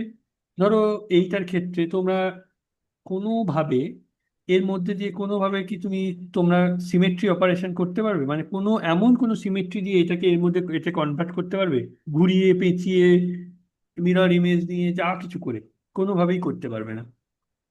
এইটা এর মিরর ইমেজ, এবং এটাকে কোনোভাবেই এইটায় কনভার্ট করতে পারবে না, মানে বা এর ওপরে চাপিয়ে কোনোভাবেই সেম করতে পারবে না। এই ধরনের ইয়েগুলোকে বলা হয় অপটিক্যাল আইসোমার্স। ঠিক আছে? মানে লাইটকে যদি পজিটিভ ডিরেকশনে ঘোরায়, লাইটকে নেগেটিভ ডিরেকশনে ঘোরায়, ওই জন্য এটাকে বলা হয় অপটিক্যাল আইসোমার্স। কিন্তু তোমরা কি করে বুঝবে যে কোনটা অপটিক্যাল আইসোমার হবে না হবে না? অত কিছু দেখার দরকার নেই। তোমরা প্রথমে ধরো এইরকম একটা যৌগ দিল, এই যৌগটার ক্ষেত্রে আমাদের একটা লাইন অফ সিমেট্রি আছে, মানে আমি এই প্লেনটা যদি আঁকি, তাহলে আমরা এইটা আর এইটাকে খুব সহজেই বলতে পারবো যে এর মিরর ইমেজ হচ্ছে এইটা, বা এর প্রতিচ্ছবি হচ্ছে এইটা। ঠিক এরকম ভাবে যদি এরা আঁকি আঁকি আমরা এটা বলতে পারবো এর প্রতিচ্ছবি হচ্ছে এইটা। কিন্তু এর ক্ষেত্রে তুমি কোনোভাবেই আঁকতে পারবে না। নিজেরা ঘরে চেষ্টা করে দেখো, কোনোভাবেই ট্রাই করে এমন কোনোভাবে প্লেন আঁকতে পারবে না যে যেটা দিয়ে বলবে যে এর প্রতিচ্ছবিটা এইটা। তুমি বলতে পারবে যে এর প্রতিচ্ছবি এটা এটা, বা এইখান দিয়ে একটা প্লেন আঁকলে এর প্রতিচ্ছবি কি এটা? কোনোভাবেই সম্ভব নয়। যদি ওই রকম ভাবে কোনো প্লেন পাস করাতে পারো, বা কোনো একটা C2 অ্যাক্সিস মানে 120 ডিগ্রি ঘুরিয়ে, বা C2 অ্যাক্সিস মানে জানো তো যে বেসিক্যালি 180 ডিগ্রি তোমাকে ঘোরাতে হবে। C2 অ্যাক্সিস হচ্ছে 180 ডিগ্রি ঘুরিয়ে, C3 মানে 120 ডিগ্রি ঘুরিয়ে কোনোভাবে যদি তুমি একটাকে অন্যটাতে কনভার্ট করতে পারো, তখনই তুমি মনে রাখবে। বা বা যদি C2 C3 কোনো কিছু পাস করতে পারো প্লেন, তাহলেই তোমরা ধরবে যে ওই যৌগটা হচ্ছে অপটিক্যাল আইসোমার নয়। কিন্তু কোনো রকম যদি সিমেট্রি অপারেশন 120 ডিগ্রি ঘোরাতে যদি না পারো, মানে অবশ্যই ঘুরিয়ে তোমাকে সেম করতে হবে, মানে ঘোরানোর পর সেম করতে হবে। 120 ডিগ্রি ঘুরিয়ে দেখলে যেটা পাচ্ছ সেটার সঙ্গে যেটা দিয়ে শুরু করেছিলে সেটা সেম নয়, রাইট? বা একটা প্লেন দিয়ে কাটছো, দেখছো যে প্লেন দিয়ে কেটে তোমরা মিরর ইমেজ পাচ্ছ না, তখন তোমরা সেটাকে বলবে যে এটা হচ্ছে এটা হচ্ছে অপটিক্যাল আইসোমার নয়। That's the two thing. পরিষ্কার? এইবার আমি তোমাদেরকে এই একটা এক্সাম্পল দিচ্ছি, যেটা হচ্ছে ক্রোমিয়ামের তিনটে, ধরো এরকম একটা ক্রোমিয়াম, এটা হচ্ছে ইথাইল ডাইঅ্যামিন বলে এটাকে, মানে এই কমপ্লেক্সটা ধরো CH2 NH2 CH2 আচ্ছা আমি যে দিচ্ছি ইথাইল ডাইঅ্যামিন, মানে আমি বলে দিচ্ছি EN যেটা হয় এটা হচ্ছে CH2 NH2 CH2 NH2। ওকে, এরা হচ্ছে দুটো করে বন্ড ফর্ম করতে পারে, মানে এরা এরকম করে ক্রোমিয়ামের সঙ্গে বন্ড করতে পারে। পরিষ্কার? তো এরকম তিনটে লিগেন্ড এসছে যে 6টা বন্ড ফিল আপ করে। এর নামটা কি লিখবো? খুব সহজ, বোঝাই যাচ্ছে। যেহেতু আমার একটাই যৌগ আছে এবং 3বার আছে, এবং যেহেতু ডাই কথাটা আছে, আমি তাহলে ডাই ইউজ করতে পারবো না, ট্রাই ইউজ করতে পারবো না, কারণ যেহেতু ওটা অলরেডি বলে দিয়েছি। আমরা কি ইউজ করবো? তিনটে আছে, তাহলে বলবো ট্রিস, ইথাইল ডাইঅ্যামিন, ক্রোমিয়াম। এবং ক্রোমিয়ামের অক্সিডেশন স্টেট কত? না, এটা 3+ আছে, তাহলে আমার এটা 3+ হবে। বোঝা গেল? Coordination number 1 2 3 4 5 6 6। পরিষ্কার?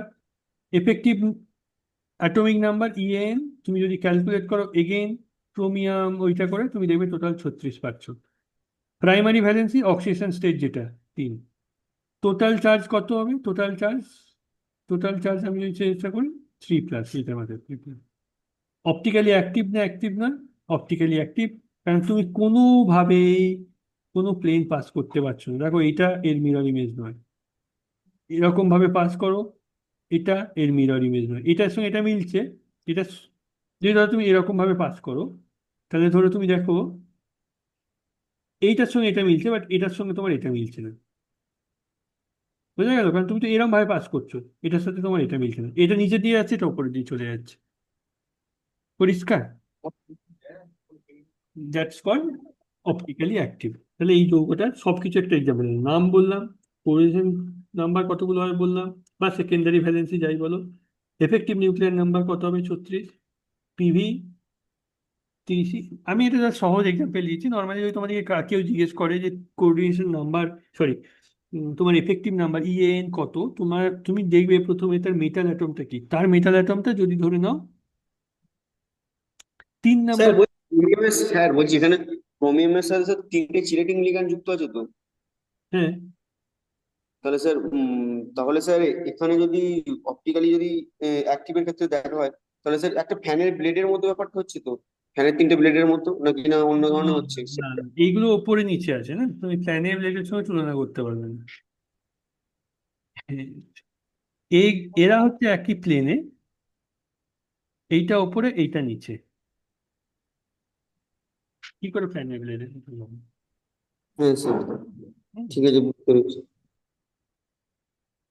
তো এটাকে বলে trigonal, sorry, octahedral। Octahedral, exactly, এটাকে বলে অক্টাহেড্রাল, এক্স্যাক্টলি, রাইট। এই হচ্ছে ব্যাপার। হ্যাঁ, যেটা বলছিলাম, যদি তোমার পিরিয়ড থ্রির কোনো মেটাল অ্যাটম হয়, যদি তোমাদের ইএন নাম্বার যোগ করে, চোখ বুজে 36 করে দেবে, ধরতে চোখ বুজে 36 লিখে দেবে। ঠিক আছে, তোমাদেরকে আর তো ভাবতে হবে না কত হবে। ওটাই হয় অ্যাকচুয়ালি, ওরা ওই 36টা অ্যাটেন্ড করতে চায়। নাও আমাদের আর একটাই বোধহয় বাকি আছে, ঠিক আছে, এটা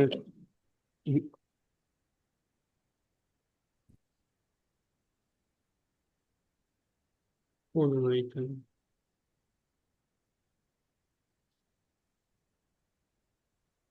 না, না, ঠিক আছে, এটা আলাদা ছিল। এনিওয়ে, তো এই ছিল তোমাদের টোটাল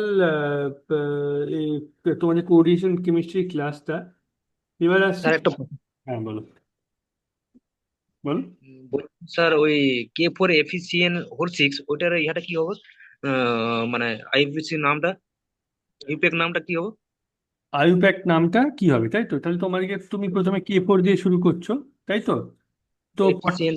হ্যাঁ, হ্যাঁ, তো তুমি ধরো, আচ্ছা, ওখানে এই ক্ষেত্রে বোধহয় আমি এখানে করেও ছিলাম একটা, এর ক্ষেত্রে এক সেকেন্ড আমরা একটু দেখি। Note this one.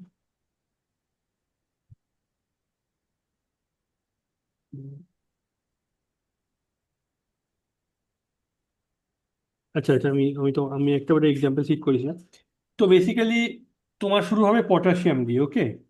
এটা আমাকে একটু চেক করতে হবে, কারণ ইয়ের ক্ষেত্রে এটা K4, বাট FeCN6 এইটা, হ্যাঁ, এটা, হ্যাঁ, FeCN6 এটার ক্ষেত্রে তো কোনো সমস্যা নেই, তাই তো? এটার ক্ষেত্রে কি হবে? না হেক্সা, স্যার, K4 FeCN6। হ্যাঁ, K4 FeCN6। বুঝতে পেরেছি। আমি বলছি FeCN6 এর ক্ষেত্রে নামের কোনো সমস্যা নেই, তাই তো? এটার ক্ষেত্রে কি হবে? হেক্সা সায়ানো আয়রন, আয়রন, এবং আয়রনের কতগুলো তোমার, কতগুলো, কত কত অক্সিজেন স্টেট আছে? না, 2। 4 এবার মাইনাস মানে হচ্ছে +2। 2, ওই জন্য 2 লিখলাম, 2। তাহলে হেক্সা সায়ানো আয়রন। এবার পটাশিয়াম আসবে, ঠিক আছে? এই পটাশিয়ামটা টেট্রা পটাশিয়াম, এই টেট্রা পটাশিয়ামটা সামনে আসবে না পিছনে আসবে, আমি একটু চেক করে তোমাকে বলতে হবে। Good question actually. স্যার আমি বলবো, সামনে আসবে। সামনে আসবে, এবং যেহেতু এফিসিএন এর হোল 6 4 মাইনাসটা পিছনের দিকের পার্টে আছে, তো তাই ওটা হেক্সা সায়ানো ফেরেট হবে, ফেরেট ব্র্যাকেটে 2। মানে আয়রনের যে অক্সিডেশন নাম্বারটা। ফেরেট, কারণ আর ওটা যেহেতু পিছনের দিকে মানে ওটা যেহেতু অ্যানায়ন হচ্ছে ওই জন্য তো ফেরেট হবে। হ্যাঁ হ্যাঁ হ্যাঁ, আর সামনে ওই পটাশিয়ামটা শুধু পটাশিয়ামই থাকবে, হুম। ওটার টেট্রা বা অন্য আদার যে এগুলো হয় নাম্বারিংটা ওখানে হয় না। রাইট রাইট, তো অ্যাকচুয়ালি রুলটা হচ্ছে same, exactly, good point. Actually রুলটা হচ্ছে তোমার সেম। যদি ধরে নাও কোনো মেটাল আয়ন, কোনো একটা মেটাল আয়ন থাকে, সেই মেটাল আয়নটা ধরো যদি প্লাস স্টেটে থাকে, ডেল্টা প্লাস, রাইট, কোনো অক্সিজেন স্টেটে, তো সেই তার ক্ষেত্রে তার যেটা নাম সেটাই। যদি আয়রন ধরে নাও 2+ স্টেটে থাকতো, মানে আচ্ছা এটা বললে চলবে না, অ্যাকচুয়ালি কমপ্লেক্সের ক্ষেত্রে দেখতে হবে। যে ধরো কমপ্লেক্সটা টোটাল অ্যানায়ন হয়, তাহলে ওরা তোমরা যেটা করবে সেটা হচ্ছে গিয়ে আয়রনটা তোমার FeCN হোল 6, রাইট। এইটা তুমি টোটাল যদি দেখো এটা 4- স্টেটে আছে, তাহলে অ্যানায়ন, সেই জন্য এই ওভারঅল জিনিসটা হেক্সা সায়ানো, ওকে। আবার আমরা লিখতে চাইছি Fe, আমরা যেটা লিখতাম কি আয়রন লিখতাম, রাইট, আয়রন লিখে আমরা বলতাম 2, বাট কিন্তু সেটা নয়, যেহেতু এটা তোমার মাইনাস চার্জ আছে, এইটাকে মাথায় রাখলে তোমাকে লিখতে হবে যে এটা হচ্ছে ফেরেট, ArFe হবে বোধ হয়, ফেরেট, ওকে। আর সামনে শুধু থাকবে তোমার পটাশিয়াম, রাইট, K4 থাকার জন্য। এটাই বলছি, রাইট।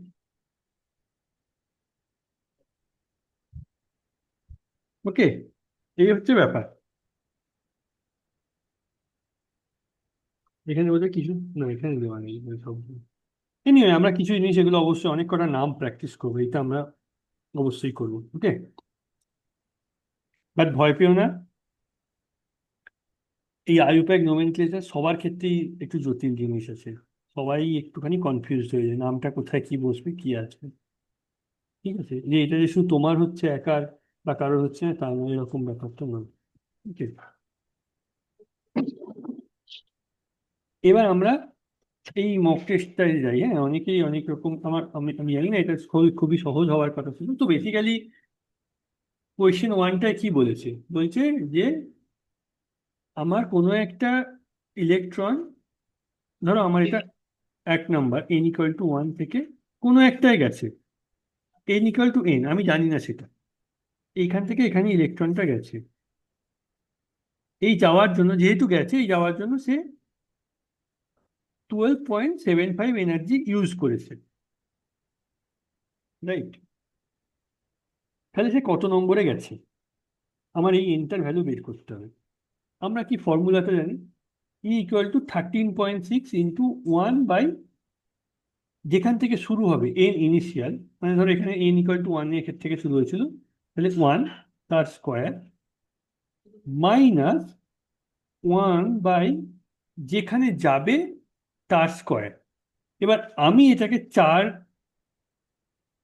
কেন হচ্ছে ওটা তোমরা উল্টো দিকেও করতে পারো, বাট আমি এখানে এই অ্যাকচুয়ালি তোমাদের যেটা করা উচিত সেটা হচ্ছে 2, 3, 4, 5, এই একটা মোটামুটি রাফ আইডিয়া করে ধরো 3 আর 4 দুবারই বসিয়ে করা উচিত যখন পরীক্ষার ক্ষেত্রে করবে, রাইট। তোমরা প্রথম থেকে এটাকে এন ধরে এভাবে করতে পারো, বাট সময় লেগে যাবে, সেই কারণে আমি বলছি।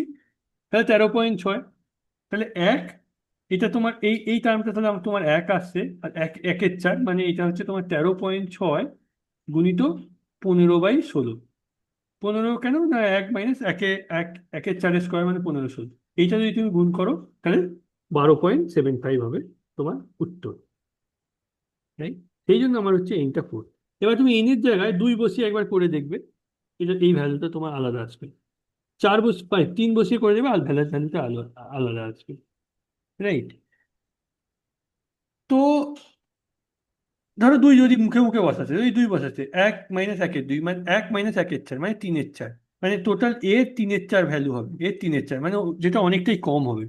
কিন্তু আমরা তো অ্যাকচুয়ালি 13.6-এর কাছাকাছি কোনো ভ্যালু চাই, তাহলে আমাদের এমন একটা সংখ্যায় যেতে হবে যেটা হচ্ছে একটু দূরের দিকের নাম্বার, যেটাতে তুমি এটা 15-16টা পাবে, রাইট। এই হচ্ছে সেকেন্ড যে কোয়েশ্চেনটা, আমি খুব সহজভাবে বলছি। সেকেন্ড কোয়েশ্চেনটা হচ্ছে যে ধরো হাইড্রোজেন পরমাণুটা বোর কক্ষপথের ব্যাসার্ধ হচ্ছে r0। আমরা কি জানি, r প্রপোর্শনাল টু, যদি অন্য কালিতে লিখি, r proportional to n² by z, right. Proportional. এইবার তুমি যদি দেখো যে আমরা এরকম ভাবে লিখলাম যে কি আছে সামনে, আমি এই কোশ্চেনটার ক্ষেত্রে আমার মাথায় রাখার দরকার নেই। প্রপোর্শনালকে আমরা তুলতে গেলে আমরা কি লিখি? কে, একটা constant, N square by Z, right? R equal to K N square by Z. তাহলে আমার জিরোতে যদি হয়, মানে প্রথম যে বলছে বোর কক্ষপথে, প্রথম বোর কক্ষপথে ব্যাসার্ধ হচ্ছে জিরো, তাহলে আর জিরো যদি হয়, তাহলে r k into k by Z, এনটা জিরো হচ্ছে। বোঝা গেল? এইবার তাহলে হিলিয়াম আয়নের ক্ষেত্রে তৃতীয় বোর কক্ষপথে বলছে, তাহলে এবার হিলিয়ামের ক্ষেত্রে হিলিয়াম প্লাস বলেছে, তাহলে হাইড্রোজেন লাগে তো সেম ইকুয়েশন খাটবে। আর কে, আর থ্রি আমি বের করছি, r three equal to k into n square, মানে তিন তিরিখে কত হয়? 9, আর কে বাই জেড, তাই তো? এটা আমি কে বাই জেডই রাখছি। তাহলে কে বাই জেড সমান আমরা কি জানি? আর জিরো, সরি, এটা কে বাই জেড করলে হবে না, এখানে জেডটা 1 বসাতে হবে। হ্যাঁ, এখানে জেডটা 1, তাহলে আর ইকুয়াল টু কে, কারণ এখানে আমার যেহেতু কে ইকুয়াল টু 1, তাহলে আমি পাচ্ছি r three is equal to r zero Z, Z মানে এখানে আমার কত? হিলিয়ামের ক্ষেত্রে 2 ইন্টু 9, তাহলে 9/2 ইন্টু আর জিরো, তার মানে কত হচ্ছে? এই আনসারটা 4.5 আর জিরো। পরিষ্কার? জাস্ট আমাকে এই ইকুয়েশনটা মনে থাকলে আমার পরিষ্কার ক্যালকুলেশন হবে। এই কোশ্চেনটা আমি তো খুব মনে হয় প্রথম দেখেই তোমরা তো আনসার করতে পারবে। 3 নম্বর কোয়েশ্চেনটা যদি তোমরা দেখো, প্রথমে হচ্ছে তোমরা 2 2 আর 3 3, এটা কি পসিবল আদৌ? কারণ এন যদি তোমার, মানে আমরা কি জানি, এন যাই হোক না কেন, এল এর ভ্যালু কখনোই এন এর সমান হতে পারে না, 0 থেকে n-1 অবধি হয়। তাহলে এখানে তো প্রথম দুটোই কাটা গেল, কারণ এটা এন, সরি, এই দুটো তো হ্যাঁ। প্রথম কাটা চলে গেল, রাইট? কারণ দুটোরই এন আর এল সমান, কি করে হবে? এবার এই দুটো ক্ষেত্রে দেখো, এন আর এল সমান, সরি, এন আর এল ঠিক আছে, এন আর এল ঠিক আছে, -1 0 ঠিক আছে, প্লাস হাফ হতে পারে, এটা দুটো হতে পারে।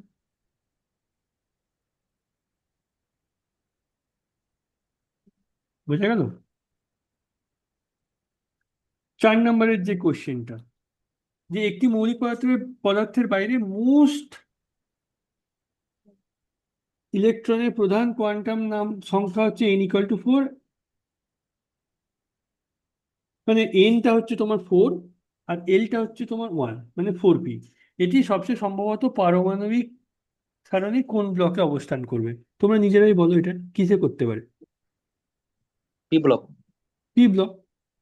এল সমান 1 বলেছে। পি ব্লক মানেই তো তোমার পি ব্লকে পিটা ভর্তি হবে, রাইট? পি ব্লকই থাকবে। এস ব্লক মানে এসটা ভর্তি হবে, ডি ব্লক মানে না, ডি। এল সমান 1 বলে দিয়েছে, হ্যাঁ, এল সমান 1 বলা আছে। Sir P block. হ্যাঁ তো, এল সমান 1 বলা আছে। হ্যাঁ তো বুঝতে পারলাম না তুমি এর মানেটা কি বলতে চাইছো? বলছিলাম স্যার এল সমান 1 বলা আছে মানে পি ব্লক তো। এক্স্যাক্টলি, এটাই তো বলছি, L1 মানে পি ব্লকে পি ভর্তি হবে, এল ইকুয়াল টু 1 বলার জন্য তো চিন্তা করার তো কিছুই নেই। 5 নম্বর যে কোশ্চেনটা আছে, একটি নির্দিষ্ট বোর কক্ষপথে হাইড্রোজেনের বেগ, একটি ইলেকট্রনের বেগ হলো c/137। উক্ত কক্ষপথের প্রধান কোয়ান্টাম সংখ্যা কত? এইটা তুমি যদি তোমাদের যে বেগের যে সূত্রটা লিখেছিলাম সেটার আরো একটা সূত্র তোমরা এটা মনে রাখতে পারো, আরো একটা যে সূত্র, ওকে, সেটা হচ্ছে ওইটা একটা, আর এটা একটা সহজ ফর্মে, সেটা হচ্ছে V equal to Z into c/137 into N. বলে দিয়েছি যে একটা কক্ষপথে ইলেকট্রনের বেগই হচ্ছে c/137। তাহলে আমি এখানে যদি বসাই এবং বলে দিয়েছি সেটা হাইড্রোজেনের, তাহলে আমার জেড ইকুয়াল টু 1, তাহলে আমি বসাচ্ছি c/137 equal to 1 into c/137 into N. তাহলে এন এর ভ্যালু কত হবে? এক হবে, রাইট? এই কোশ্চেনটা বুঝতে পারিনি আমি, অ্যাকচুয়ালি একটু উল্টো পাল্টা কি ইয়েটা করেছে এনিওয়ে। এবং হুনস রুল তোমাদের আউট অফ সিলেবাসের বাইরে, আমি দেখবো হুনস রুল থেকে যদি দু একটা কোশ্চেন তোমাদেরকে করিয়ে দেওয়া যায় পরবর্তীকালে। 6টা ছাড়ছি, 7 নাম্বারটা আসি। 7 নাম্বারটা আমি তোমাদেরকে জিজ্ঞেস করবো, বলো তোমরা কি করে করেছো, বা আমার মনে হয় 7 নাম্বার নিয়ে কারোর কোশ্চেন হ্যাঁ ছিল। এনিওয়ে তোমাদেরকে বলো তোমরা কিভাবে করেছো, কারোর কিছু সমস্যা হয়েছে কিন্তু। ওই নিউ বার সমান 1/λ is equal to r into 1/n1² minus 1/n2²। এবার যেহেতু বামা সিরিজ বলেছে সেই জন্য n1 হচ্ছে 2 আর n2 মানটা বার করতে হবে। ব্যাস। কিন্তু সবকিছুই ঠিক আছে আমার, মানে আমি নিজে বলছি আর কি, অঙ্কটা অনেক চেষ্টা করলাম কিন্তু মেলাতে আলটিমেটলি পারলাম না। মানে এই স্যার ইকুয়েশনেই বললাম, বা ন্যানোমিটার যেটা বলেছে ওটা আমি সেন্টিমিটারেই কনভার্ট করলাম, যেহেতু ওটা আর এর ভ্যালুটা সেন্টিমিটার ইনভার্সে বসিয়েছি, কিন্তু ওটা মানে অঙ্কটা মিললো না। স্যার আমি করেছি, n² = 4 আসছে, আমি কি গ্রুপে দেবো? n² = n2 = হ্যাঁ, মানে n = 2 আসছে আর n² = 4 আসছে। যাই হোক, দাও দেখি কি করেছো। দাঁড়ান দিচ্ছি। হুম গ্রুপে মানে ওই হোয়াটসঅ্যাপের গ্রুপে হুম দিচ্ছি। হুম হুম হুম দাও। হুম।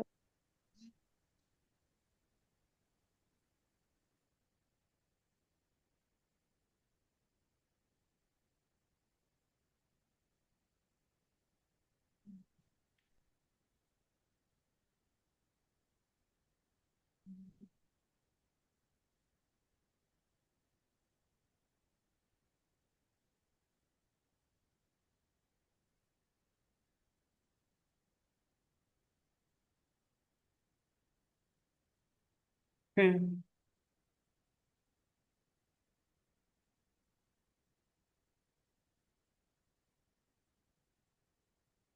হাইড্রোজেনের বামা সিরিজের একটি নির্দিষ্ট তরঙ্গরেখার তরঙ্গ দৈর্ঘ্য হচ্ছে 486.1। আচ্ছা, তোমার যেটা এসছে সেটা হচ্ছে n² = 4 এসছে, তার মানে তুমি বলতে চাইছো n = 2 আসছে। হ্যাঁ, কি করে হতে পারে এটা?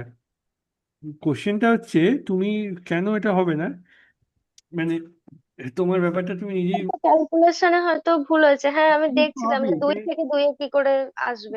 2 থেকে 2 এলে তো 0 হবে, রাইট? হ্যাঁ, দেখবো তাহলে আরেকবার, মানে হবে তো এরকম, এই রুলটাতেই তো হবে। ওই রুলটাতেই হবে, অবশ্যই ওই রুলটাতেই তাহলে হবে। ক্যালকুলেশনটা দেখবো। হ্যাঁ, অবশ্যই রুলটাতে, মানে মেন ব্যাপারটা তোমরা যেটা করেছো একদমই, তোমরা যে রুলটা করছো সেটা একদমই ঠিক আছে। মানে সেটা হচ্ছে যে 1/λ, বা যেটা আমরা আমরা যেটাকে ইয়ে করছি সেটা হচ্ছে তোমার দূর থেকে = r × 1/n1² minus 1/n2², right? ঠিক আছে, সরি n2², রাইট? তোমার যে কোশ্চেনটা যে তুমি ধরেছো n = 2 দিয়ে n2 ও 2 পাচ্ছ, এটা তো হতেই পারে না, রাইট? কি করে হতে পারে? তুমি n = 2 থেকে 2 গেলে কি করে তোমার আহ, একই ইয়ে আসতে পারে?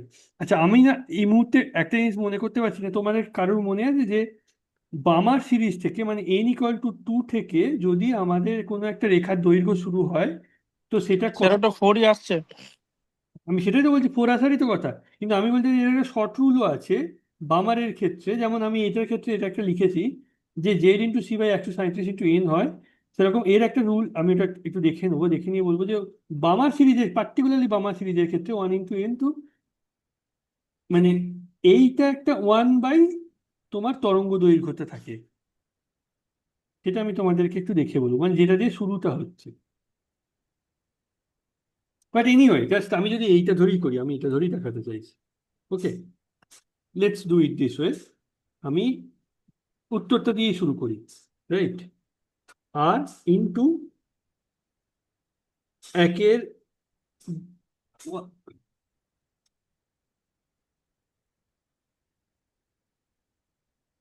একের 4 মাইনাস 1/16, তাই তো?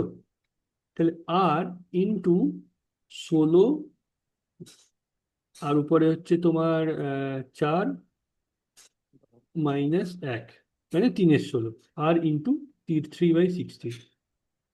এখানে আমরা কত জানি না, 1000 কত বলেছিলাম এটা ভ্যালুটা? 109678 7.8 ইন্টু 3/16। আমাকে এটা ক্যালকুলেট করতে হবে অবশ্যই। তো ক্যালকুলেটর আমি যদি করি, 1078, sorry 109678 into 10 divided by 16,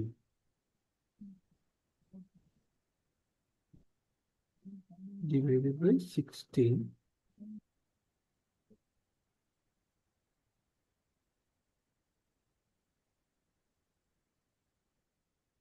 into, এটা তোমার হচ্ছে 1/λ। তাহলে ল্যামডা তোমার আসছে, আমি এটাকে 1 divided by আনসার, যা বাবা আনসারটা।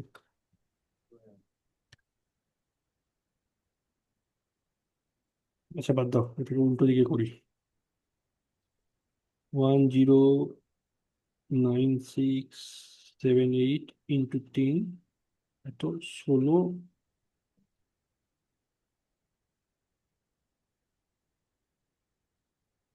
কি বল ল্যামডাটার ভ্যালুটা বলতে পারবে? আমি ক্যালকুলেটারে করছি বলে এই আনসারটা বারবার ধরে, দাঁড়াও 1 সেকেন্ড, আমাকে একটু আমার ক্যালকুলেটরটা করতে হবে। হ্যাঁ স্যার ঠিকই আসছে, দেখলাম ক্যালকুলেটরে করে। কত আসছে? 0.00000486, এবার ওটাকে ন্যানোমিটারে কনভার্ট করলে তাহলে তো চলেই আসছে। আমি তো ওইটাই তো বলতে চাইছি। তাহলে মনে হয় আমি ক্যালকুলেশনে হয়তো কোথাও ভুল করেছি, দেখতে হবে এইটাকে একবার। ল্যামডাটাকে আমি, যেটা প্রবলেম হচ্ছে ল্যামডা ইকুয়াল টু 16/3 ইন্টু এইটা, এই ভ্যালুটা অনেকটা উল্টো পাল্টা হবে বলে আমি ক্যালকুলেটারে দেখতে পাচ্ছি না, আমার ফোনের ক্যালকুলেটারে আমি করতে পারছি না। এইটাকে তুমি যদি করো, এইটা তোমার যেটা ভ্যালুটা আসবে সেটা মনে রাখতে হবে তোমাকে অবশ্যই অবশ্যই, যে এটা আমার ভ্যালুটা আসছে সেন্টিমিটারে। সেন্টিমিটার থেকে তোমাদের দায়িত্ব হচ্ছে ন্যানোমিটারে দেওয়া। সেন্টিমিটার মানে 10⁻⁻, কত, 2, তাই তো? সেখান থেকে তোমাকে ন্যানোমিটারে যেতে হবে, মানে 10⁻⁻10, এই অর্ডারটায় যেতে হবে। স্যার হুম, বল। স্যার বলছি যে মানে এখানে এই প্রবলেম গুলোতে যে ধরনের ডিজিটস আসছে হুম। সেগুলো ক্যালকুলেটর ছাড়া সলভ করা সম্ভব না, হ্যাঁ, কিন্তু স্যার এবার আমি ক্যালকুলেটর নিয়ে কি পরীক্ষা দিতে দেবে? আমার তো মনে হয় না। আমি ওই কারণেই বলছি যে দেখো, আমি যে কোয়েশ্চেন গুলো করছি আমি তো আর ব্যাক ক্যালকুলেট করে করছি না, আমি দেখছি নাম্বারটা দেখে একটা মনের মতন এটা থেকে এটা এরকম করে করছি তোমাদের ইউজ করার জন্য। পরীক্ষায় যখন করবে, যে তোমার এই ভ্যালুটাই এমন আসবে যে দেখবে তুমি খুব সহজেই ব্যাক ক্যালকুলেট করতে পারছো, মানে খুব আচ্ছা স্যার, সহজেই তুমি মুখে মুখে ক্যালকুলেট করতে পারছো। Okay sir. Okay, but anyway আমি যেটা বলছিলাম, যে আমি বার্মা সিরিজের ক্ষেত্রে আমি তোমাদের একটা শর্ট ফর্মুলা বলে দেবো, যেটা হচ্ছে এর রেসপেক্টে, মানে এটা মাল্টিপল হবে, রাইট? বাট এনিওয়ে, পরমাণুতে বিচ্ছিন্ন শক্তি ছাড়া এটা তো আমার মনে হয় কোনো বলার দরকার নেই। নিলস বোরি প্রথম হচ্ছে কোয়ান্টাইজেশনের কনসেপ্ট বলে, এইটারও কোনো উত্তর দেওয়ার দরকার নেই, আর দশেরটা সবাই জানো। 4f, 4f সাবসেলে সর্বাধিক কতগুলো ইলেকট্রন থাকতে পারে? এফে কটা, এসে কটা থাকতে পারে? দুটো। পিতে কটা থাকতে পারে? 6টা। ডিতে কটা থাকতে পারে? আচ্ছা এইগুলো যার যদি আমি বলেও নাও থাকি, এখানে বলে দিলাম, এটা এসে থাকতে পারে, পিতে থাকতে পারে, ডিতে থাকতে পারে, এটা এফে থাকতে পারে। ঠিক? এবার হচ্ছে তুমি যদি দেখতে চাও, সেটা হচ্ছে একটি মৌলের কনফিগারেশন হচ্ছে এইটা, এটি পারমাণবিক সারণীতে কোথায় অবস্থান হবে। খুব সহজ, আমি যেভাবে বলেছিলাম, যে আমি পিরিয়ডটা প্রথমে কোথা থেকে ধরবো, এই যে এইটা 4, তাহলে 4 লিখে নিলাম। আর যদি এটা এটা যদি 4 হয়, এটা যদি 4 হয়, আর তোমাকে মনে রাখতে হবে যে আমরা শেষ কক্ষপথে যতগুলো ইলেকট্রন আছে সেটাকে গ্রুপ দিয়ে ধরি, তো এটা হচ্ছে, এটা এ এ কিসের এলিমেন্ট? 3D ব্লকের এলিমেন্ট। তাহলে এইটা হচ্ছে আমার শেষ কক্ষপথটা। তাহলে শেষ কক্ষপথে কতগুলো ইলেকট্রন আছে? 5টা প্লাস একটা, 6টা, গ্রুপ 6। এইবার এই কোশ্চেনগুলো আসি, যে একটি তেজস্ক্রিয় নমুনা পরীক্ষায় যে তোমার প্রাথমিক পরমাণু ছিল 1 × 10⁻20, রাইট? 3 ঘন্টা পরে এর কার্যকারিতা নেমে 1/8 নেমে আসে। তাহলে উক্ত তেজস্ক্রিয়তার আইসোটোপটি অর্ধায়ু কত? এবার তোমাকে আমি বলতে বলতে আমরা যেটা বারবার ধরে বলেছিলাম, সেটা হচ্ছে যে নর্মালি, যে আমরা কি বলি, যে এনটা হাফ পর বা এনটা হাফ লাইফ পরে তোমার কতটা অবশিষ্ট থাকবে সেটা হচ্ছে 1/2 টু দি পাওয়ার n। এনটা হাফ লাইফ পরে, দুটো হাফ লাইফ পরে তুমি যদি দুটো নিয়ে যা যা দিয়ে শুরু করেছো তার 1/4, তাহলে এনটা হাফ লাইফ পরে এটা অবশিষ্ট থাকবে। তাহলে 3 ঘন্টা পরে এর মান হচ্ছে 1/8 নেমে আসে। 1/8 কি করে পাবো? তাহলে 1/2 টু দি পাওয়ার 3 যদি করি তাহলে আমার রেজাল্ট হচ্ছে 1/8। মানে বেসিক্যালি 3 ঘন্টা পরে এই ভ্যালুটা 1/8 হয়ে যাচ্ছে। তার মানে এনটা আমার এখানে আসছে 3। তাহলে এন যদি আমার 3 আছে, দ্যাট মিনস যে আমার 3টে হাফ লাইফ পেরিয়েছে। এন ইকাল টু 3 মানে 3টে হাফ লাইফ পেরিয়েছে। তাহলে একটা হাফ লাইফ, 3টে হাফ লাইফ কোথায়? 3 ঘন্টা পরে 3টে হাফ লাইফ পেরেছে, তাহলে একটা হাফ লাইফ কত? 1 ঘন্টা। তোমাকে অঙ্কটা কষতে হবে না, আমি এটাই বললাম যে এর ক্ষেত্রে একটা এরকম ইয়ে আছে। আমি just I have a look, এটা দিয়ে আমি বলবো।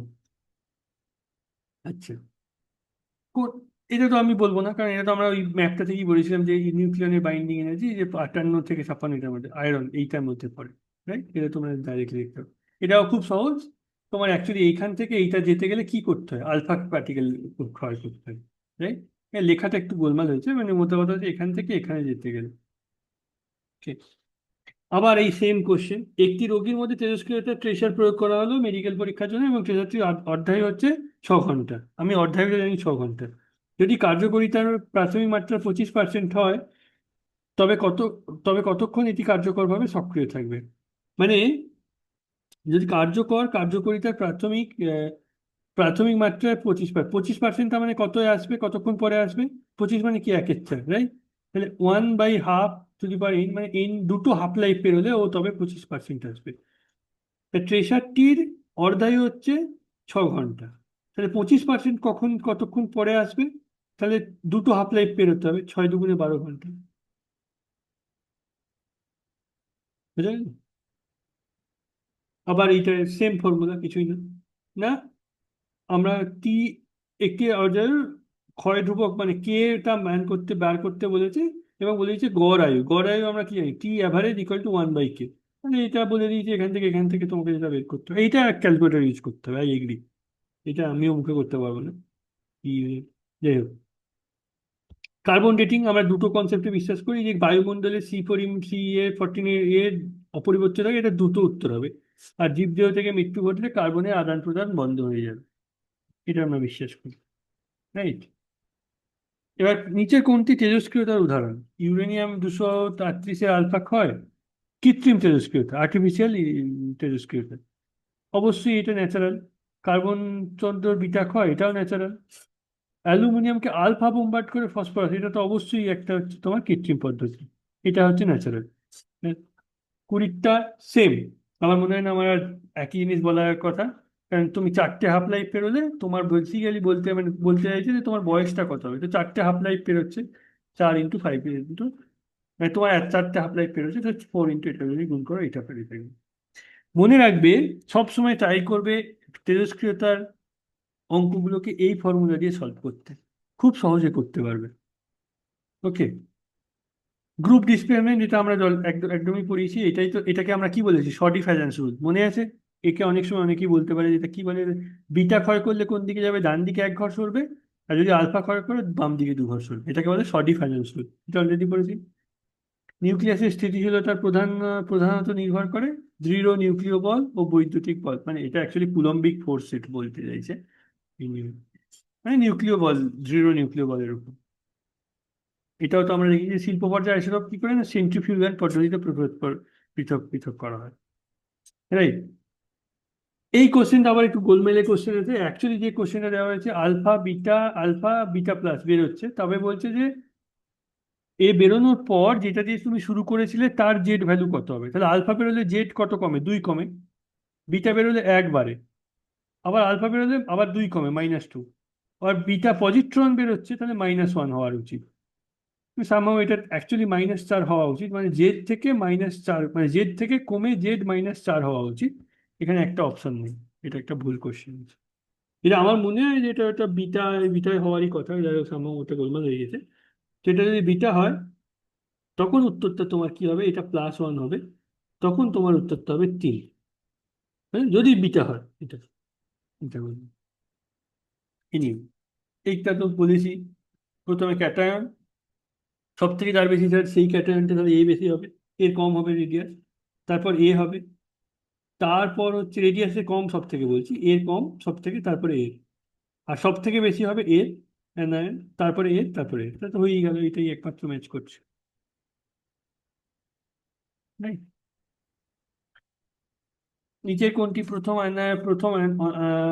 মানে ফার্স্ট আয়োনাইজেশন শক্তি, ফার্স্ট আইপিটা সব থেকে কার বেশি হবে, ফার্স্ট আইপিটা কার ক্ষেত্রে বেশি হবে, অ্যালুমিনিয়াম, সিলিকন, ফসফরাস, এটা এর মধ্যে এর সব থেকে বেশি হবে কেন না এর 3p3। স্যার 25 নাম্বারটা আরেকবার। 25 নম্বরে অ্যানায়নের রেডিয়াস সব থেকে, অ্যানায়নের রেডিয়াস সব থেকে, আর অফ অ্যানায়ন সব থেকে বেশি, তারপর আর অফ নিউট্রাল, তারপরে হচ্ছে আর অফ ক্যাটায়ন। আর যদি অনেকগুলো ক্যাটায়ন দেয়, যার চার্জ বেশি তার সব থেকে রেডিয়াস কম। তাহলে এখানে অনেকগুলো ক্যাটায়ন দিয়েছে, অনেকগুলো অ্যানায়ন দিয়েছে, তাহলে ক্যাটায়ন গুলোর মধ্যে এর চার্জ সব থেকে বেশি, ওই জন্য এর রেডিয়াস সব থেকে কম। তারপরে আবার অ্যানায়ন গুলোর মধ্যে এর চার্জ সব থেকে বেশি, ওই জন্য এর রেডিয়াস সব থেকে বেশি, তারপরে এর, তারপরে এর, এটাই।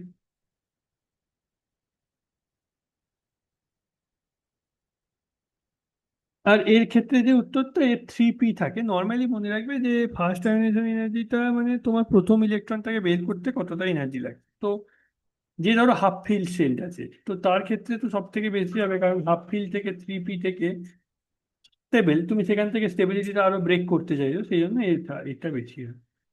রাইট। মানে সেম সারণী, সেম পর্যায়ের মধ্যেই তুমি যাচ্ছ ধরো, এবার যেতে যেতে তুমি দেখলে যে মাঝখানে কোনো একটা এলিমেন্টের থেকে এই এলিমেন্টের এর থেকে এর অ্যাকচুয়ালি তোমার বেশি হওয়ার কথা, কারণ তুমি ডান দিকে আছো, তাহলে এর বেশি হওয়ার কথা, এটা জেনারেলি ট্রু হয়। কিন্তু বড় একটা এক্সেপশন হচ্ছে এর ক্ষেত্রে বেশি হয়ে যাবে যদি এটা তোমার হাফ ফিল্ড হয়, যেটা তোমার এটার ক্ষেত্রে হচ্ছে। হুম। এবার হচ্ছে নাইট্রোজেনের প্রথম ফার্স্ট আয়োনাইজেশন শক্তি অক্সিজেনের তুলনায় বেশি, এর কারণ কি, ওই এগেন হাফ ফিল্ড বলে, যে তখনই হাফ ফিল্ড শেল আছে তখন তোমার হচ্ছে ওইটা উম, বেশি হবে। বোঝা গেল? বোঝা গেল যে এই ব্যাপারটা, হাফ ফিল্ডের ব্যাপারটা কি আমি বলতে চাইছি? আমি বলতে চাইছি ধরো, হ্যাঁ স্যার, বুঝতে পেরেছি। হুম, বলে দাও, 3p1, 3p2, 3p3, 3p4, right. Normally তুমি যত এদিক থেকে এই দিকে যাবে, মানে 3p4 এর সব থেকে ফার্স্ট আয়োনাইজেশন এনার্জি বেশি হওয়ার কথা ছিল, যেটা হওয়ার কথা, রাইট। কারণ ও তো ইলেকট্রন দিতে চাইবে না, কারণ এমনি খুব সহজে দুটো ইলেকট্রন নিলে ও তোমার নিয়ারেস্ট ইলেকট্রন গ্যাসটা কনফিগারেশন অ্যাটেন্ড করবে, রাইট। বেশি হওয়ার কথা ছিল, কিন্তু দেখা যাচ্ছে যে 3p3-র আয়োনাইজেশন এনার্জি বেশি হয় এর থেকে, আর এর থেকে তো বেশি বটেই। তাহলে সব থেকে বেশি হবে এর, তারপরে এর, তারপরে এর, তারপরে এর। অ্যাকচুয়ালি হওয়ার কথা ছিল সব থেকে বেশি এর, তারপরে এর, তারপরে এর, তারপরে এর, কিন্তু হচ্ছে এর সব থেকে বেশি, তারপরে এর, তারপরে এর, তারপরে এর। এর মেইন কারণটা হচ্ছে এর, যেহেতু তোমার হাফ ফিল্ড সেল, এটাই, এটাই দুটোর ক্ষেত্রে একই ব্যাপার। হ্যাঁ, ওই একটা ইলেকট্রন অ্যাফিনিটি, এটা মানে হচ্ছে ইলেকট্রন অ্যাফিনিটি, এটা আমি যেটা পড়িয়েছিলাম ওই যে পিরিয়ডিক টেবিলটা, তো তুমি এটা মনে রাখলেই বুঝতে পারবে যে ইলেকট্রন অ্যাফিনিটি তোমার এদিক বরাবর বাড়ে, এদিক বরাবর ইয়ে করে, রাইট। তো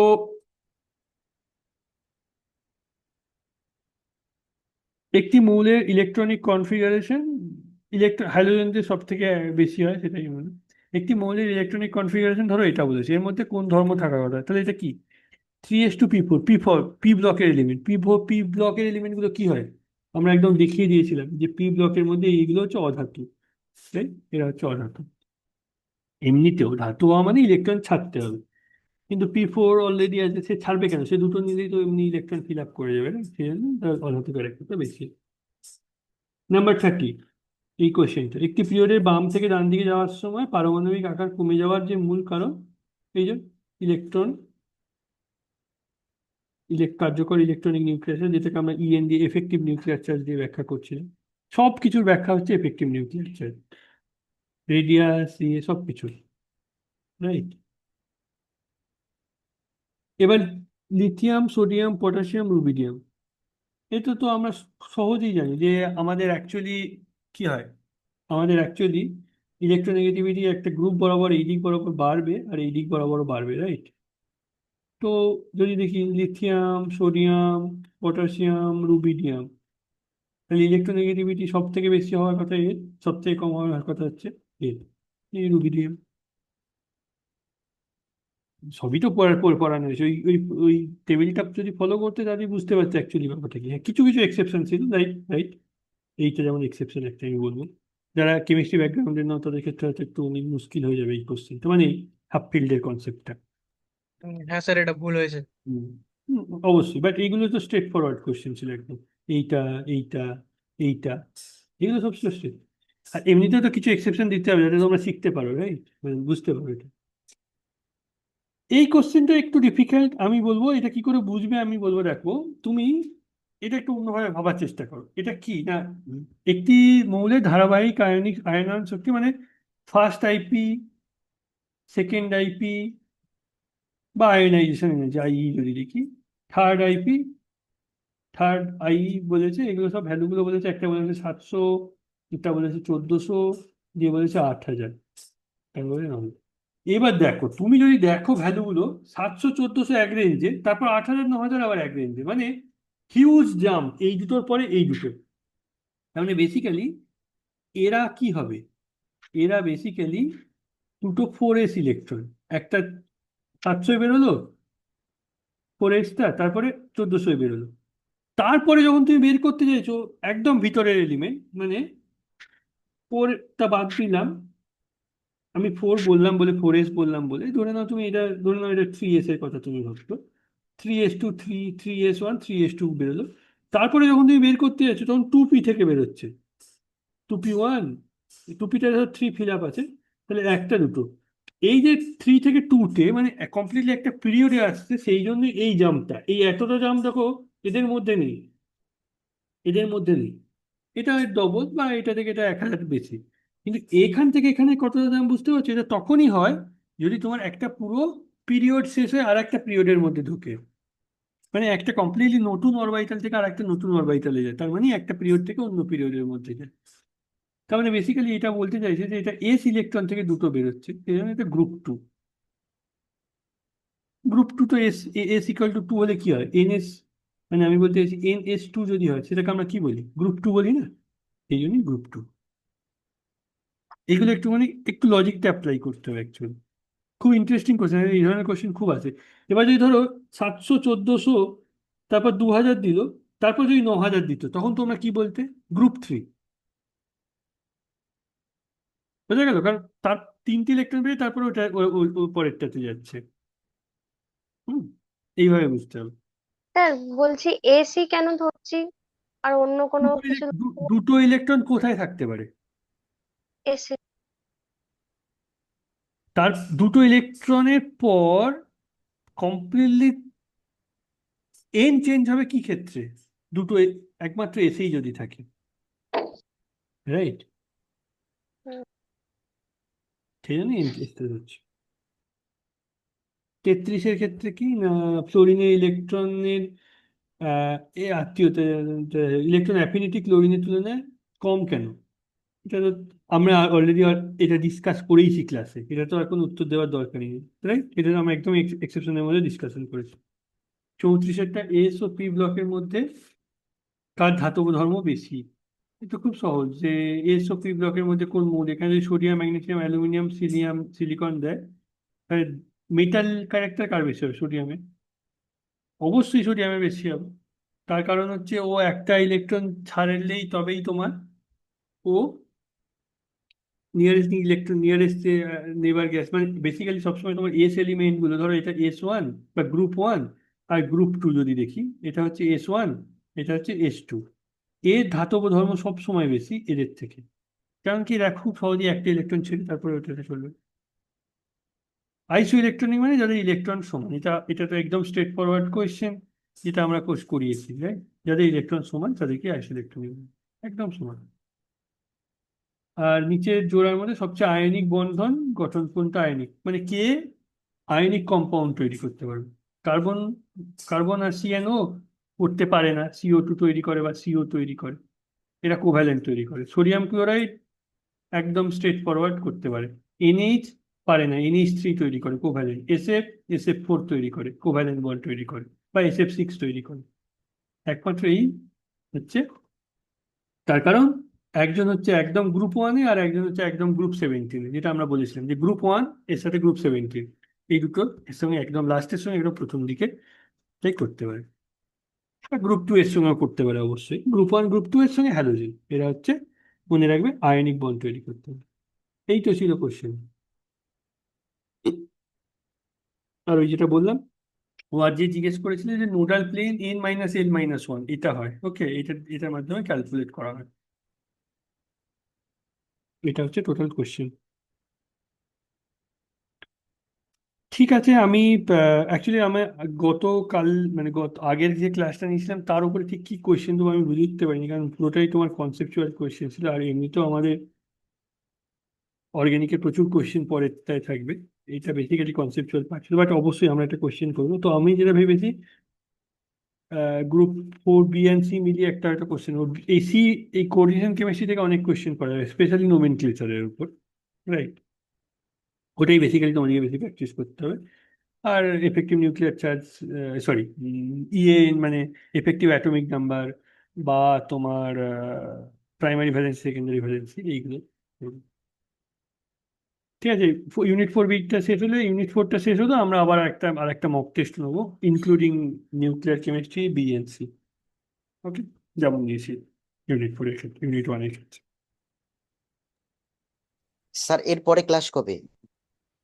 এরপরে এরপরে ক্লাস বলতে আমরা তো দুদিনই ক্লাস করি, সেটা হচ্ছে মঙ্গলবার আর শনিবার। না স্যার, আমি আজকে প্রথম ক্লাস ও অ্যাটেন্ড আচ্ছা, করলাম তো। sorry, আচ্ছা। ঠিক আছে, ঠিক আছে। স্যার বললাম যে আমি তো মানে এই যে অ্যাটমিক স্ট্রাকচার আর হচ্ছে পিরিয়ডিক টেবিল, এই দুইটা ক্লাসে আপনার রেকর্ডেড ক্লাস দুইটা দেখলাম। তো আর বাকি কয়টা আমার ক্লাস দেখা হয় না, ওই জন্য আজকে কেমিক্যাল বন্ডিং থেকে যখন এই যে সল্ট করছে এগুলো একটু বুঝতে অসুবিধা হচ্ছে। ঠিক আছে, অনেকদিন থেকে এটা করা হয় না, না তো ঠিক মানলি আছে। মেনলি হচ্ছে তুমি দেখো, ক্লাস ইলেভেনের হ্যাঁ, পার্টটা আর কি। আমরা ক্লাসগুলো যথেষ্ট ডিটেলে বুঝিয়েছি, তুমি দেখো।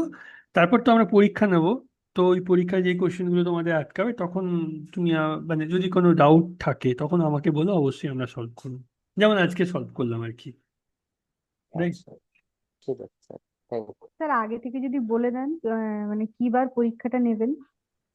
ঠিক আছে, আমি এই সপ্তাহে বলে দেবো। আমি কালকে একটুখানি দেখে নিই কি করে। প্রথমে আগে আমি সেটটা আমি একটা অ্যাকচুয়ালি করতে পারি, সেটা হচ্ছে প্র্যাকটিসটা না দিয়ে একবারে ইউনিট 4 থেকে টোটাল একটা মক টেস্ট দিয়ে দিই সবার। যেহেতু আমরা ইউনিট 4 এটা অলরেডি প্র্যাকটিস করে নিয়েছি, B আর Cটার প্র্যাকটিসের বদলে আমরা একবারে মক টেস্ট নিয়ে নিলাম একটা, রাইট? এটা হতে পারে, আগে বলে দেবো সেই ক্ষেত্রে কালকে। তাহলে মক টেস্টের মধ্যে এটা থাকবে না বলছেন, তাই তো? থাকবে থাকবে, A B C আচ্ছা আচ্ছা, এ বি সি তিনটেই থাকবে। B এর ক্ষেত্রে অ্যাকচুয়ালি আমরা অলরেডি ইউনিট 7 যখন করব তখন Bটা প্রচুরবার রিপিট হবে, তো কিছু করার নেই, কারণ এটা তো মেইন একটা তোমার যাকে বলে ফান্ডামেন্টাল অর্গানিক কেমিস্ট্রি, তো তারপর ওগুলোতে রিপিট হবে। তো ডাইরেক্টলি বি থেকে এই মুহূর্তে কোশ্চেন করতে গেলে ইউনিট 7 এমনিতেই চলে আসছে, সেই জন্য আমি বুঝতে পারছিলাম না যে এটা কোনটাকে বাদ দেবো কোনটাকে রাখবো, তো ওই জন্য আমি ওইটা থেকে একটু কম করেছি, মানে করতে পারিনি এখনো। সি থেকে অনেকগুলো কোশ্চেন করা যাবে, সেটা কথা না। হ্যাঁ স্যার, আর একটা কথা বলছি যে ইউনিট 1 আর ইউনিট 4 মিলিয়ে আর একটা মক টেস্ট যদি নেন। সেটা করব, সেটা আগে এইটা হোক, তারপর আমরা আস্তে আস্তে ওগুলোতে, অবশ্যই ওগুলো তো করবো, একদম। ঠিক আছে তাহলে।